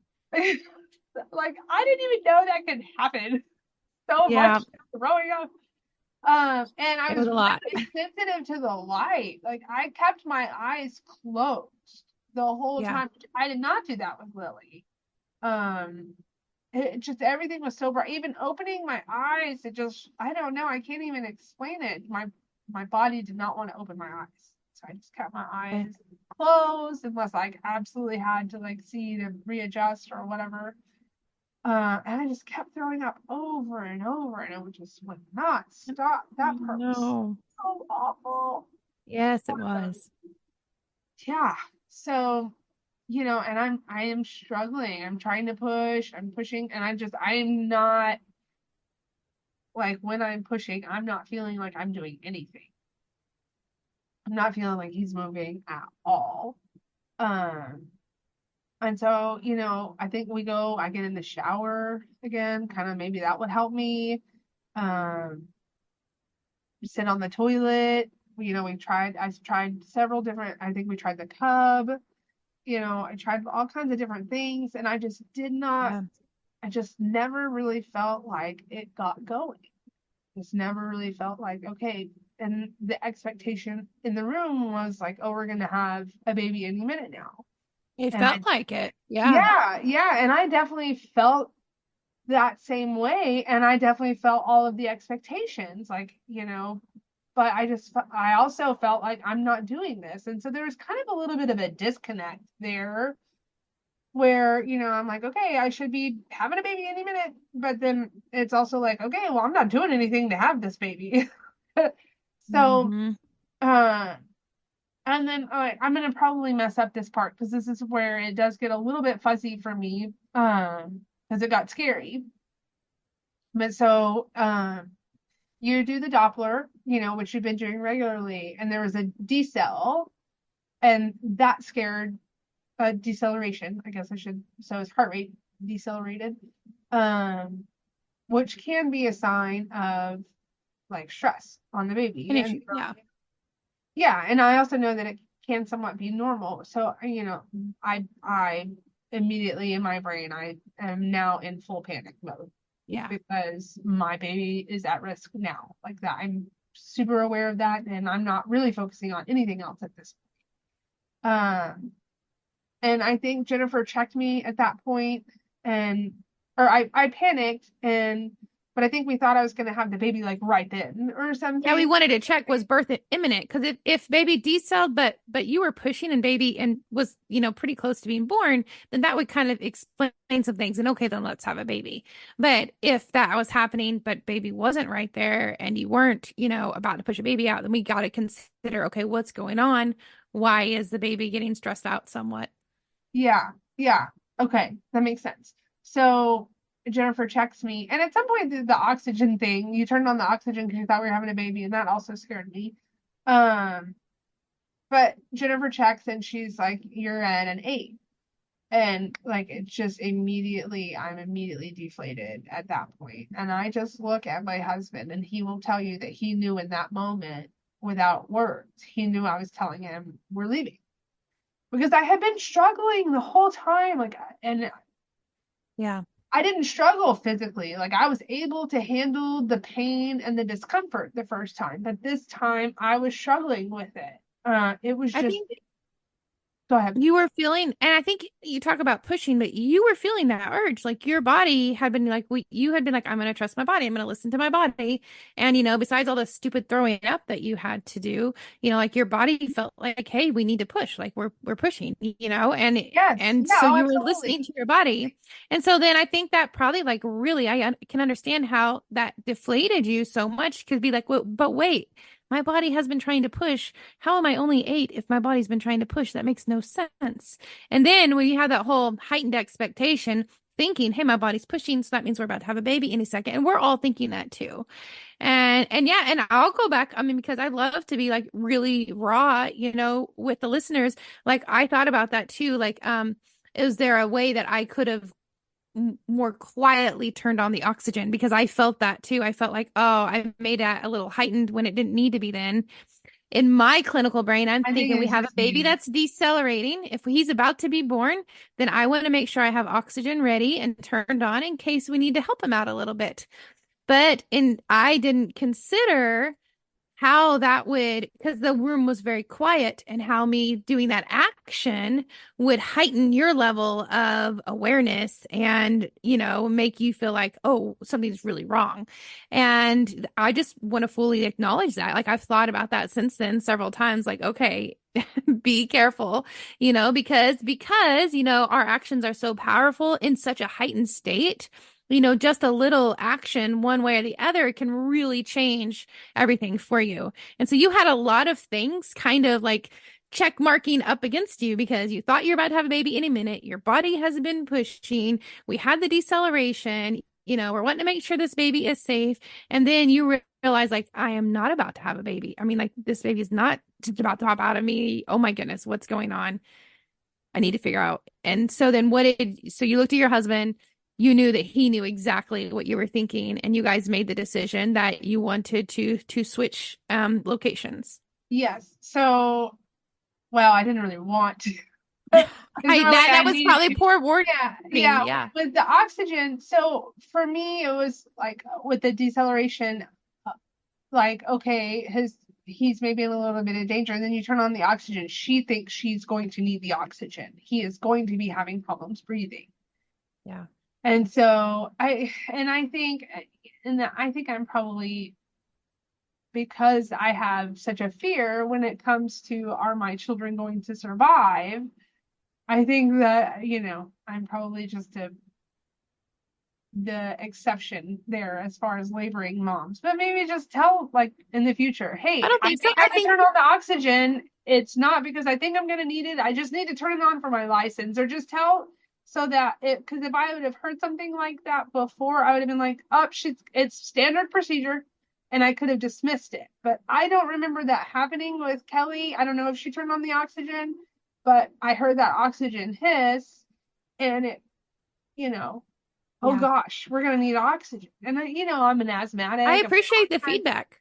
My mom has COPD, so maybe it's just me. Maybe it's just me that gets triggered by the sound of the oxygen. But yeah, in that moment, it was like, oh my gosh, she thinks he's gonna need oxygen. Mm. And I'm freaking out, and I'm only an 8, and what is happening? And I'm throwing up all the time. Like I just knew like he was in danger, and my body is not going to get him out in the next couple of minutes because I'm only at 8, and I gotta go. I have to go to the hospital because I Yeah. cannot. I cannot. When if death is a risk factor, like I'm not. I'm not gonna do it, Right. even if it's nominal. I get told that sometimes about some of the health choices I make. Oh well, I'm like, death is a risk factor, and they're like, or a risk, and oh well, it's nominal. It's still there. Like It's still it's there not for sure. zero. I'm not And gonna I do it. I understand too, like, if you're thinking like, hey, this baby, because, at home we're doing intermittent monitoring and generally, that's absolutely fine. But if you have a baby who is showing us some signs of some, issues and we're not able to resolve it, we changing positions and doing some things differently doesn't resolve that issue, then yeah, we need to go somewhere where we can do, continuous monitoring and make sure, that baby is doing well. Yeah. And so yeah, going to the hospital was your decision. And I feel like, I do feel like because we knew how passionate you were about natural birth, that I do feel like we did kind of ask you just to verify, like, are you positive? Like this is what you Yeah, want to do because we know it's hard when you're in that moment, but also, we want to respect your decision, your wishes, but knowing your mindset, we were just like, are you positive? This is what you want yeah, to do. And as soon as you told us, yes, positive, then we're okay. Let's go. yeah, yeah. And I Let's definitely do what we appreciate can. that because, I could see like needing that little reminder. But yeah, so we called the ambulance because I did not feel like I could even like sit in a car. So we call the ambulance and we get there and blah blah, all that entails. And immediately they're just swarming me, which is, you know, what you want if you're there, but it is kind of a lot. Um, so, they start me on Pitocin, but I am still struggling really bad. And so I did get an epidural, but I felt like it took them a little while. It took quite a while, and you're still throwing up. I'm still throwing up. That doesn't Yes, and they stop. And then tried to they're give even giving you me, yes, yes, Zofran. I yes, mean, and you're you're getting still throwing Zofran. up. I'm still just all over the place, man. Not all over the place, but But nonstop. yeah, yeah. Yes. Yeah. Ugh, what was up with that? I Um, don't know. Your body was definitely reacting in an interesting way. it was. And then that's another part of it. I think that it was like, okay, this is weird. Like, why are we doing this? What's going on with my body? So yeah, I'm definitely like I go into a time warp, now that we're in the hospital and we started I think at like 10 or 11 in the morning and like we're now into the nighttime. It's dark outside. I think it's like 11 at night. And then now we're overnight. I have no idea like what time it actually is. But so I finally get the epidural. That was wild. Could not feel or operate the lower half of my body. That was so new. Um, I can understand why some women may choose that route, like especially if you don't know that it does actually have like side effects and consequences. So, but it's a very strange sensation because then everybody else has to like move your legs for you and Right. everything else. Yes. But I'm now like I'm getting relief. I'm not even like really feeling my contractions, and I think I just sleep off and on. Like I'm sleeping or I'm throwing up for a little bit, but I'm on the monitor, I'm on the continuous monitor, and there's like all these screens behind me that y'all can see, but I can't see. Um, and for a little bit, like we have calm, I kind of feel like. I don't know if that's, but that was my I feel like there perspective. was for a little bit. Yeah, yeah, for a little bit there was calm, and I just kind of settled, and but we did kind of I had periods of deceleration, but the nurse would come in or you guys, oh, I want to so you and Madon, I mean you and Madon, you are Madon, you and Jennifer came to the hospital with and Sammy. So all three of you guys came to the hospital with me. Also, you guys totally cleaned up the Airbnb. I don't know how like when you did that, but you like Tinkerbelled it and Hmm. like when I went to, I was like, I need to go clean the Airbnb a couple days later, and Sammy was like, I think we handled it. When? Yep, Because it we felt did. like my perception was I got to the hospital and you guys were there right behind me, but I mean apparently you weren't, which is fine. But We were pretty quick. But there takes time in the ambulance and they're doing things and stuff. And so we yeah, just ran while they were doing all your stuff in the ambulance and ran and got it done real fast so then we could follow you. you guys like totally cleaned it all the way up. So yeah, I felt like there was calm, but you guys were still having to like you guys are moving me around and this and that to kind of like help because changing positions, I guess, makes Well, the it just depends. Is the baby on the cord? And that's what's right. going on and why we're having the decelerations. And so if that's the case, if movement changes it, then we're like, oh, because that's probably the case. And so Yeah, that's why we kept like rotating you and kept moving you and switching your position. Like, okay, there, baby's fine now. Because he would drop, but then he'd come right back up, So we're like, okay, we're good. yeah, But then we yeah. kept, Yeah, yeah. we were And on this so it kind was, of like, but we just moved me a little bit. Y'all would have to move me, which was really bizarre. mm-hmm. Um, Yeah. but y'all would move me and then it would be okay. Yeah. And they had shown that like my white blood cells, remember they said I had a fever because it was like 99.1 and they wouldn't let me have a blanket, but I was I forgot freezing. about that. Yes. I'm like, that's Yeah. not a fever. That's nothing. Like, get some real problems. I don't have a fever. Uh, and they would know I was freezing. I was like shivering, like physically chattering Right. And they did not everywhere. want you to have a, They did not yeah, want me I to do have a remember that blanket. now. So Yeah. annoying. Give me a blanket. I'm cold. Anyway, so yeah, I felt like we had calm for a little bit, and even Cody is, Sammy left. It's the middle of the night. She has 4 kids, so yes, girl, go. Y'all are just sitting around staring at me.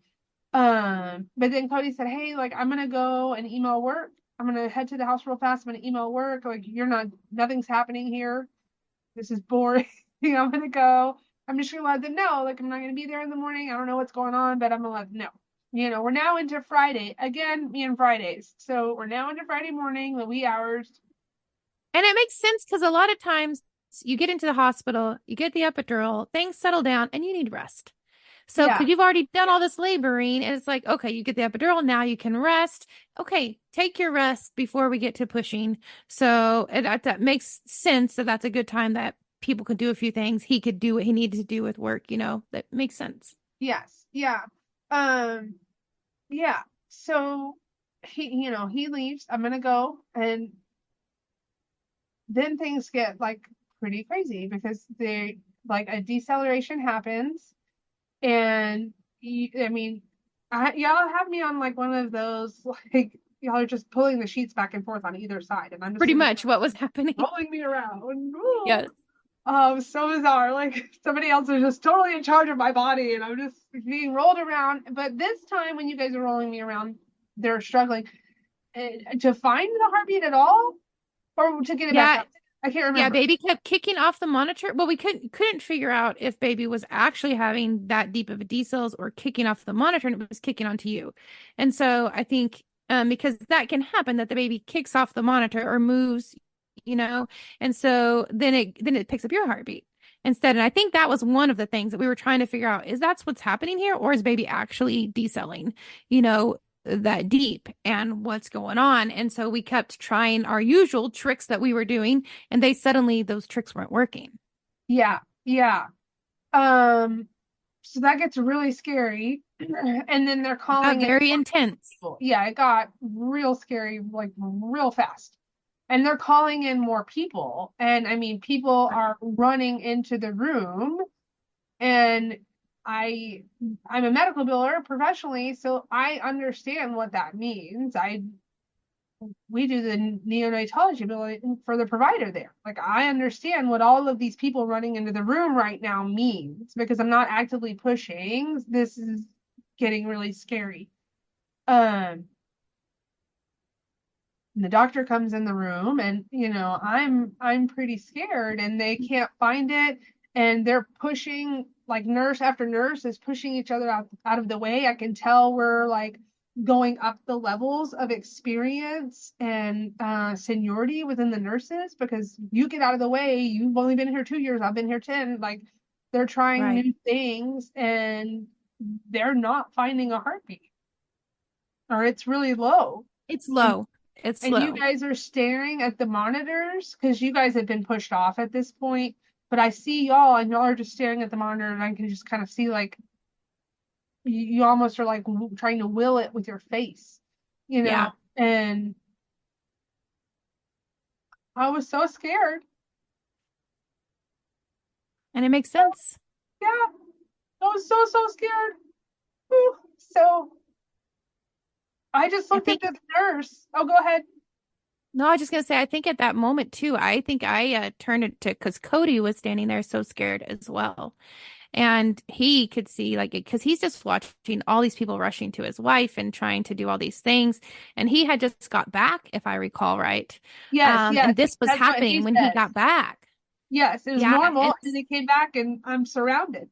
right. Yeah. And so I remember like my heart just going out to him. And so I kind of stepped to the side to talk with him and just let him know, like, hey, because in all, I mean, you're looking like everybody's trying to prep you for a C-section. That's all the everybody that run in there. Like you can tell the nurses are like, we're headed back. Like we're running and they are like starting to grab things. And I remember looking to Cody and to say, like, hey, I want you to prepare yourself. They're getting ready. They're probably going to take her back any minute because we need to get baby out because of what we're seeing on the monitor. Yeah, it was hard. I haven't actually like talked about this. This is the first time I'm talking. I maybe should have like had this conversation so I wouldn't be so emotional. But yeah, Emotions so aren't bad. I know. Um, yeah, I'm so scared. And there's this nurse right here, and I just looked at her and I said, "Just take him, just take him." And like I knew, I just get him out, section, whatever. It's not what I want, but like let's go. We have to, you know. This is enough danger, you know.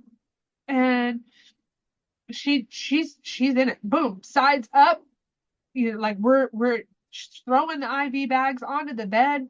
Like Yep. we're going. And Yep. she turns to the doctor, who's kind of just back over there while they're doing everything. Um, and he says, "We're going." And I've since heard from you and Jennifer that like he starts putting on gloves because he thinks I'm pushing out a baby. He doesn't understand that like I've now consented to a section. Yeah. And he says, "Whoa, stop. Wait, why do you want a section?" You know, or not exactly that, but what's going on? Yeah, And there was some type of a connection there, or misinterpretation of what was happening, because the nurses realized, like, you just consented to a C-section. Let's go. We're going back to a C-section. The doctor thinks, hey, we're about to push out a baby. But the way the nurses are going, and they're like, no, she said, let's go C-section. He's like, whoa, whoa, whoa. Why are you wanting to do that? yeah, yeah. And so that question in that moment makes me like I pause and I'm like, I feel really stupid because it's like, well, because of what's going on, sir. you know and I just look at him and I'm like, I don't have an answer. I don't have a clinical answer because I don't want to bury another child. I just want my baby here. And I felt really dumb, like, because he's like this doctor who does sections for a living, like scheduled planned sections, is like, wait, why do you want a section? And he's questioning me. And so I feel really stupid, and I'm like, okay, and like in that moment, I'm like, okay, maybe I've overreacted, and these nurses are okay with that, but for some reason this guy's asking me, and so we all just take a step back, and then they oh, he's the monitor. Okay, that's right. Then he says, hey, let's use this monitor that we can actually put in on him right Yeah, now. do an internal. Yeah. And I'm like, oh, yeah, oh, sure, let's do that. And so we do that, and they find the heartbeat. Now it's still decelerating and going up and down and up and down and everything, but it's okay. I think, and I don't remember this as a whole. I don't remember kind of what happened from there. So do you want to? What I rem well, no, like, let me see if I can remember too. I do remember, like, if you could, because you saying you felt stupid because the doctor, asked you that question. But I will tell you, from the person standing back and seeing the whole room and what was happening, those nurses' jaws dropped because they were like, Really? yeah, like they were like, why are you even asking her that? Like, let's go to a C-section. Like, oh my goodness, I can't even believe he's like pausing this. Yeah, I could see the look on their faces. They're like, how are we not going for a C-section? You Even know? Jennifer, her reaction, she said, like in hindsight, she's like, when he's like, "Why do you want a section?" She's like, "Isn't that what you do here?" Yeah. And it's pretty surprising that a doctor would be like, stop and be like, why? What are you doing? Because so often we have seen and heard stories and stuff that the doctor's like, hey, let's just go C-section. Let's just go. Let's just do it.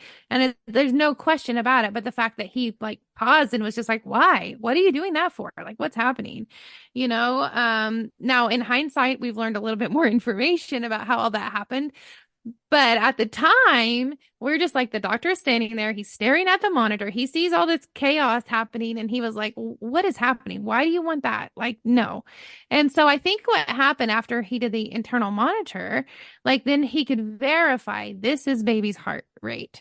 And there's no way we're picking up mom's heart rate. Is only baby. And yes, you're right. From what I remember, he did have some decels still, but he would come right back.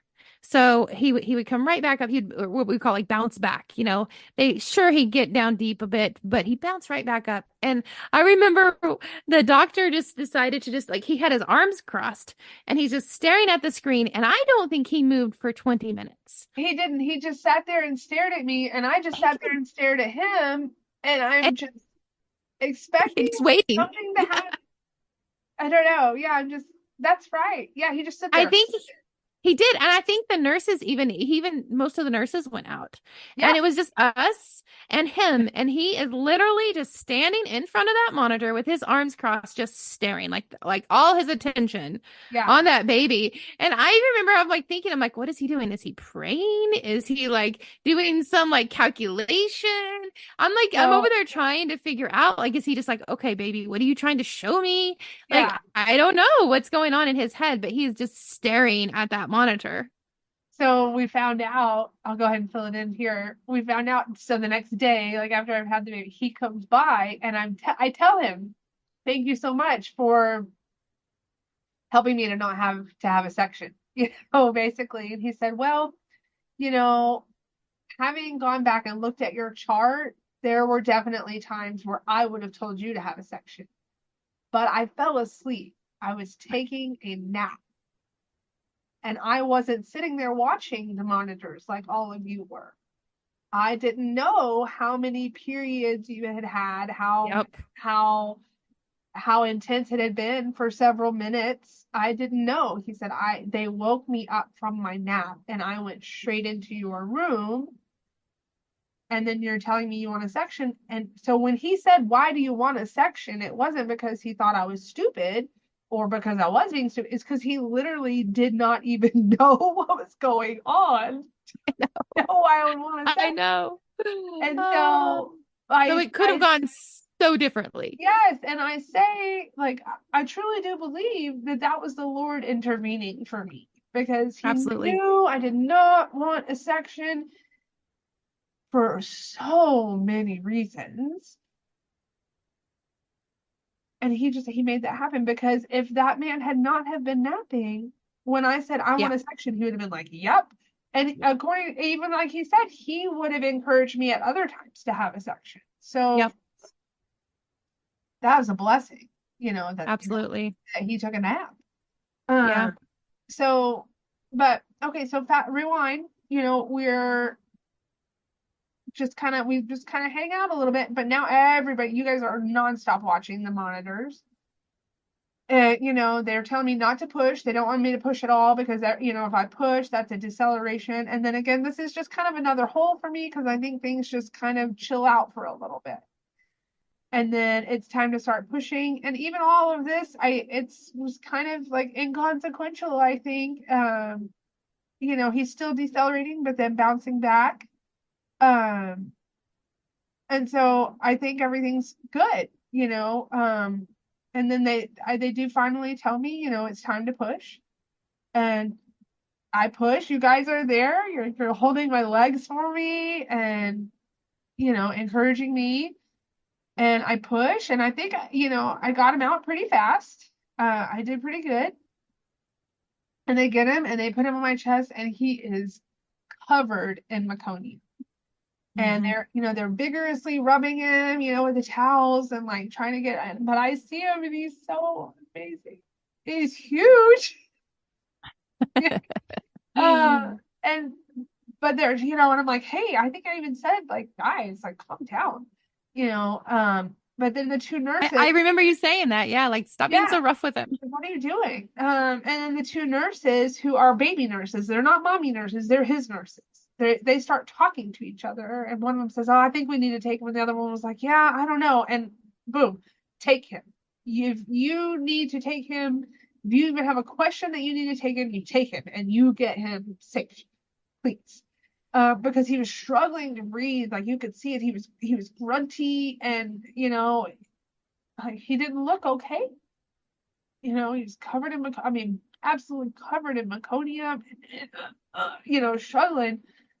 And so they take him, and there's all this like still flurry of action around me, and now over there around him, and he's they're talking, but I can't really hear what they're saying. They're not really updating me. And so I'm asking you go over there with him, and I see you do that. But now I'm really scared because they've taken him and he's over there. And I know that their goal is to get him back to me as quick as possible. And it's not happening. I'm not hearing him crying. So I'm getting like really terrified. Sorry, Madonna. Ooh.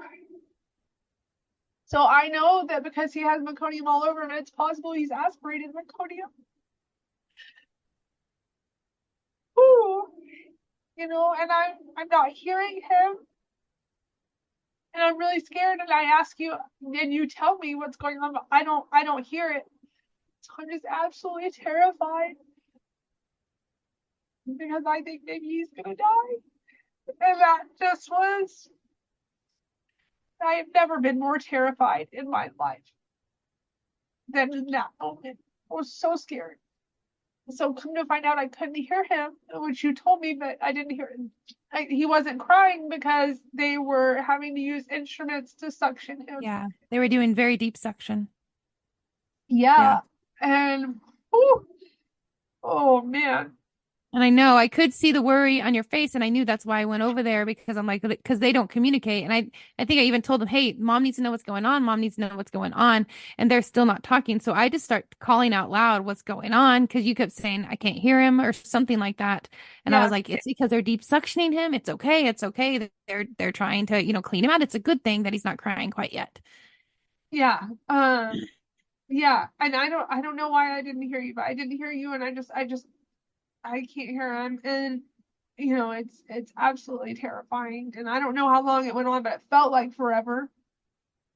And then you told me, and he cried, and like right at that same time, you said he's okay, he is okay, but man, that was, Yeah.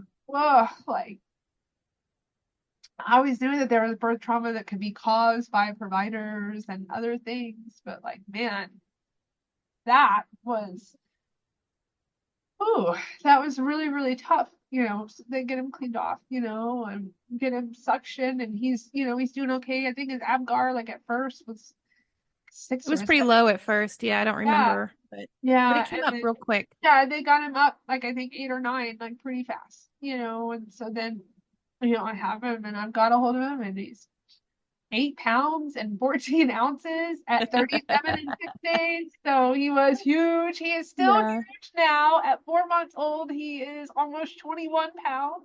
I So, yeah, love it. yeah, In those moments, it's hard. Time does feel like it just stands still. And yeah, while it was only really a few minutes, it feels like a lifetime yeah, during that. I mean, everything is so heightened and it's just it's a difficult moment. And I know how important it is that for you to be able to see and know what's going on, but it's really hard in those rooms for you to be able to because just the location of everything and what they needed to do. yeah, yeah, yeah, yeah. They don't communicate with you, which, is, I guess it's okay because, they're focusing on your baby, but it is really, yeah, that was, I'm not exaggerating when I say I've never been so terrified. I mean, it was just absolutely horrible. But then he was here, and he it was single-handedly up to me and my husband to carry on the Bell family name, and so I did that. I had a boy, and that was amazing. Um, I called, I we called the people we needed to call. Lily came and got to meet her brother. Was absolutely the most amazing thing. We made sure she was the first person to meet him outside of, his care providers. Oh, you guys, y'all were there the whole time. And like you guys both like cried with me kind of once it was all over. Like I think we all just had like a huge emotional release because of Yeah, so it's much. so true. Yeah. So Lily came and met him, and it was amazing. And my friend Ashley came. She came to pick up Lily because Cody and Mr. Work Ethic had a really important meeting. He wanted to run home just for that meeting. And then he was going to get a small nap because I was in the hospital anyway, but there wasn't anything he could really do there. And we were okay. And, he had been on an emotional roller coaster himself. Right. So he Oh, needed, yes. He had gone oh, through a yeah, lot there too. yeah, yeah. And I mean, yeah, he and I are best friends. And so we're really, really tight. And so I can't imagine what it was like for him. And so he was like, "You're in good hands. He's in good hands. I'm gonna go home. I need this meeting, and I just need a nap for like about 2 hours."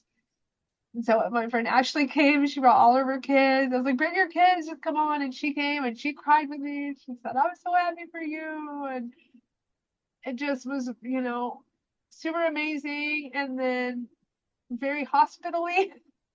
They Yeah. should. I kind of wish they would have just let me go like after I had him and we were okay.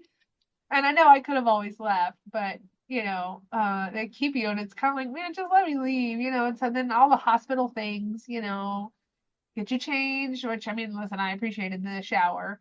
Get you changed, get you over to mother baby now and all the tests and because he was they kept telling me because he was 8-14, they're like, your baby's really huge. There's no way you didn't have gestational diabetes.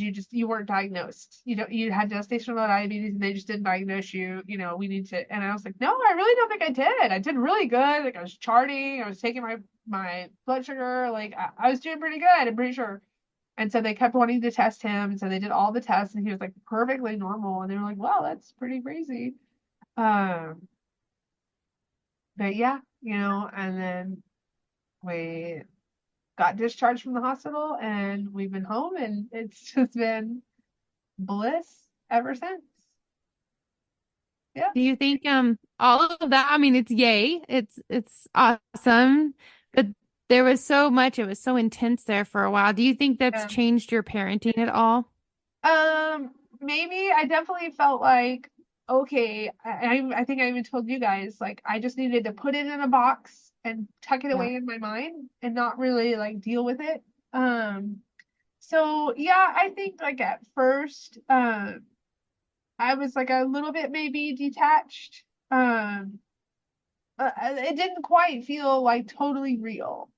It felt like a little bit surreal there for like a little while. Um, but other than that, no. I'm still like because of what because he aspirated and everything. Like at first, I was really, really, really scared. Like if he would grunt or whatever, that was really scary. Yeah. Um, And so, but other than that, I don't think too much. I think there was some trauma there and some like a little bit of PTSD. So for a little bit, it took me a minute. Something I did with him, which I did not ever do with well, actually, I guess I did do it with my daughter. It was a little bit differently. We went over to my in-laws' house or the day I got out of the hospital, and I had Cody take care of the baby, and I went back in their bedroom and napped. And I didn't do that with Lily until she was a couple of days old. Um, but I mean, I had not gotten any sleep, and it had been Yeah, you yeah, needed rest yeah. for So sure. I went and like knocked out like a good 3 hour nap, and everything. But I think for about a week, I felt like a little bit almost like out of body. I felt like kind of I was a little bit just going through the motions. Yeah. Um, but luckily that went away kind of quick. Like my husband and I did have some talks about like, hey, am I postpartum or am I just like post stress, post Yeah. trauma? And we realized it was post trauma. Uh, and luckily that resolved pretty quickly, and I didn't need any other help with that. Good. Well, just discussing it, I think would probably help a whole lot to just have that open conversation with your partner. And I will Yeah, say for them, because we were talking about, how the partner is there and seeing all these things happen too, and it's traumatic for them as well. I mean, I remember like trying to communicate with him, like what's going on? Why is this happening this way? What's going on, and stuff. And then when you had the baby and then he was struggling, and all of that, and you're both over there like worried. I remember like I think everybody had left out of the room. You guys were just chilling and stuff. Everything was really great before Jennifer and I decided to, give you guys hugs and tell you goodbye. And you're right. We were all crying because it was just there was so much. There had been just so much to get to there. And so all of us, and as a provider, we're all storing this too and been trying to, communicate with you and help you as much as possible. But then when all that relief could be done, like this sweet, precious baby boy is on your chest and you're nursing him and you're great and he's great and everybody is really good, then you can let it go for a moment. And that's, I know, all of us were so teary eyed. But I do think it was so sweet because I hadn't actually ever talked to Cody much at all, except for, during the birth somewhat, but during the labor. But when we went to leave, he gave me the biggest hug. And I think that just kind of really hit me, like how much he had been through as well. And it's going to get me teary eyed right now, but it was a lot. And so for me, I could tell like he's not a person to just go hug anybody and to just give me such a big hug when I went to leave. I was just like, oh my goodness. Yeah, it was, yeah.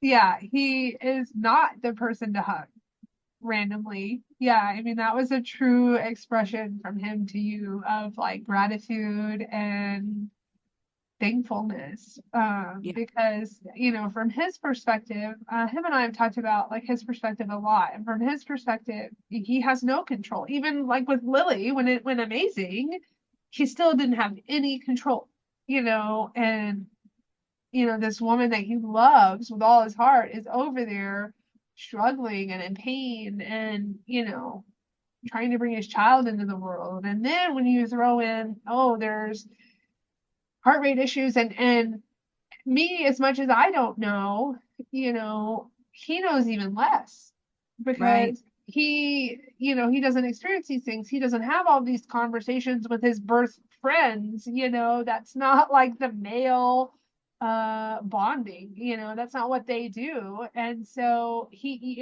over there seeing deceleration and these people are like just flinging his wife around and for him, he has no idea really what's happening. And he's totally having to just give up control to these people that he doesn't know at all. And he's having to put like, the most precious things in the world to him in y'all's control and just watch yeah, kind of helplessly. And so, yeah, it was really hard for him and it was really traumatic for him in so many different ways. He also really, he has some things, that he kind of has to process and deal with because it was scary for him, but yeah, he was so appreciative, of you. He says, like you helped it, you kept like telling him this and that, and letting him know what was going on and keeping him updated and he is so appreciative of that because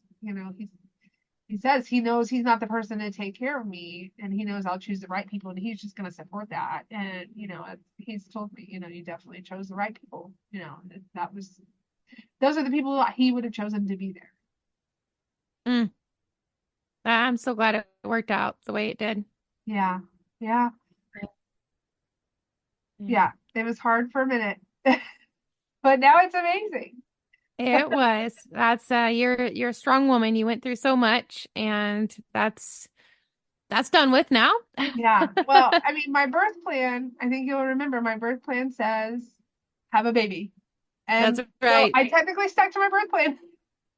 You did. Yeah. You did. Yeah, you sure did. And thank the Lord for that nap the doctor took. You avoided that C-section and got to still have him naturally I'm and telling you. yeah.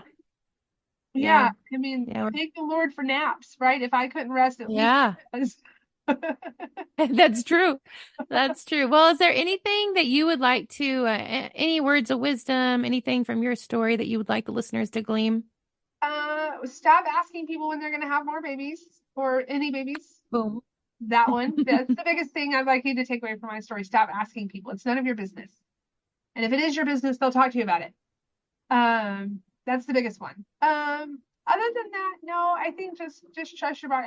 I am always a trust your body advocate, and at first I felt some shame about, oh, we had to go to the hospital, but realistically, we were where we needed to be. Exactly. Oh, you He sure were. he needed help, and there are times you need to be in a hospital for that help. And if we had not been in the hospital, things would have been a lot more scarier because you guys didn't have the ability to, mechanically suction him. And so I think always just listen to your body. I mean, that is still my takeaway from even that experience. Although, I ended up having to have a lot of interventions that I didn't want, and I did even eventually ask for a section. I still trusted my body, and I think that, or I listened to my body. I think you should always listen to your body. I think that's the big takeaway. And sometimes it's hard to do that, Absolutely. but listen to your body. Absolutely. And on the provider side, like you were talking about too, like midwives are not home birth at all costs. That's not what we do. That's not what we think at all. It's while it is still the lowest, while you are still low risk and while it is still the best location for you. And I love, at least I felt like, Jennifer really facilitated a good transfer there for you, seeing like, hey, yeah, this is what's going on. And then talking to you full Absolutely. informed consent about that, like, hey, we see these issues. We kind of ruled out what may or may not be the issue, but we definitely need to get to a higher level of care and making sure that is for sure what you wanted, giving you that full consent and then facilitating that. And so I think like absolutely there's no shame in that whatsoever. In fact, that's exactly the way that it should go. Yeah, I do feel like I probably had like, aside from his struggles, I feel like I probably had the best transfer experience that you can have because Yeah, I was getting like kind of the best of both worlds as far as you guys were right there. If I wanted a drink, you guys were getting me a drink. You guys were helping me, when they finally would let me have blankets, you guys were letting me have blankets. You guys were keeping me, every question I had, you guys were there to answer. Um, and then even when they would come in and they would say, "Hey, we want to do this," and I would just be like, "What is that?" And they'd be like, "Oh, it's for this," and I would just look yeah, at YouTube, and then you guys would be like, "Okay, this is what it's for. Here are the benefits. Here are the risks. Do you want to do this? Are you sure? Let's talk about it." Like for example, at one point my white blood cells were kind of getting high, and you guys were like, "Okay, Jennifer, like we know you." You hate antibiotics. Like that's what you're consenting to. Let's have a discussion about it.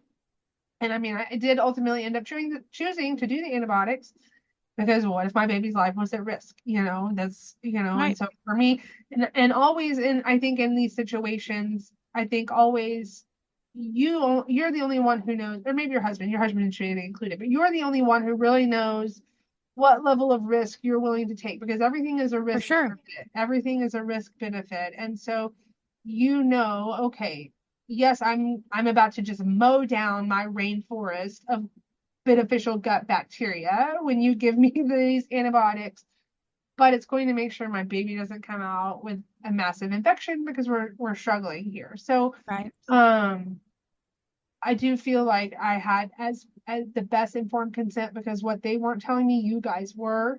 You guys were filling in those holes and you guys were answering my questions. And yeah, you guys stayed the whole time, which was absolutely unnecessary, but absolutely amazing. And, I have never felt so supported, even although it was really hard, like I knew that I was supported. And there's something to be said for that. That really is really important. And I wish that everybody recognized that for mothers. We just need to be supported. well, I think that's truly what being a midwife is all about, being with women alongside you, no matter, where we're at, no matter the situation. And like we're coming alongside you and we're going to stay beside you while needed. And Yeah. so, yeah, Yeah. I personally, and I know Jennifer as well, just extremely thankful for the opportunity to get to come alongside you during that time. Yeah. It was very special, and I know I've told you guys, but it takes a special woman to be able to walk with a woman in her lowest points and lift her up. And that's a gift from the Lord that you can do that. And I know we've talked about that, but yeah, it's I can't tell you guys how much I appreciate all of y'all. Well, we feel like it's a gift as well. So, Yeah, yeah. it is. Yeah. Well, Jennifer, I really want to thank you so much for coming on the podcast today. Thank you for sharing your stories with us, Yeah. and really encouraging the listeners. And I think we gain so much whenever we share in each other's journey and we listen to each other's stories. And yeah, it helps grow each of us. So thank you for doing that. Yeah, sure thing. Thank you for having me. Thank you for doing this. I mean, this is amazing. It's like free therapy for me. There we go. We got to pull that box out to deal with Exactly. and Yep. I put the box get it back out. aside. Yeah. Yeah. I'm gonna go have some dinner Yeah. and get back. Thank you for listening. May you be encouraged and strengthened by what you've heard today. Remember, you are dearly loved by your Creator, so be who He created you to be. May you go in peace, friends. Till next time, Shalom.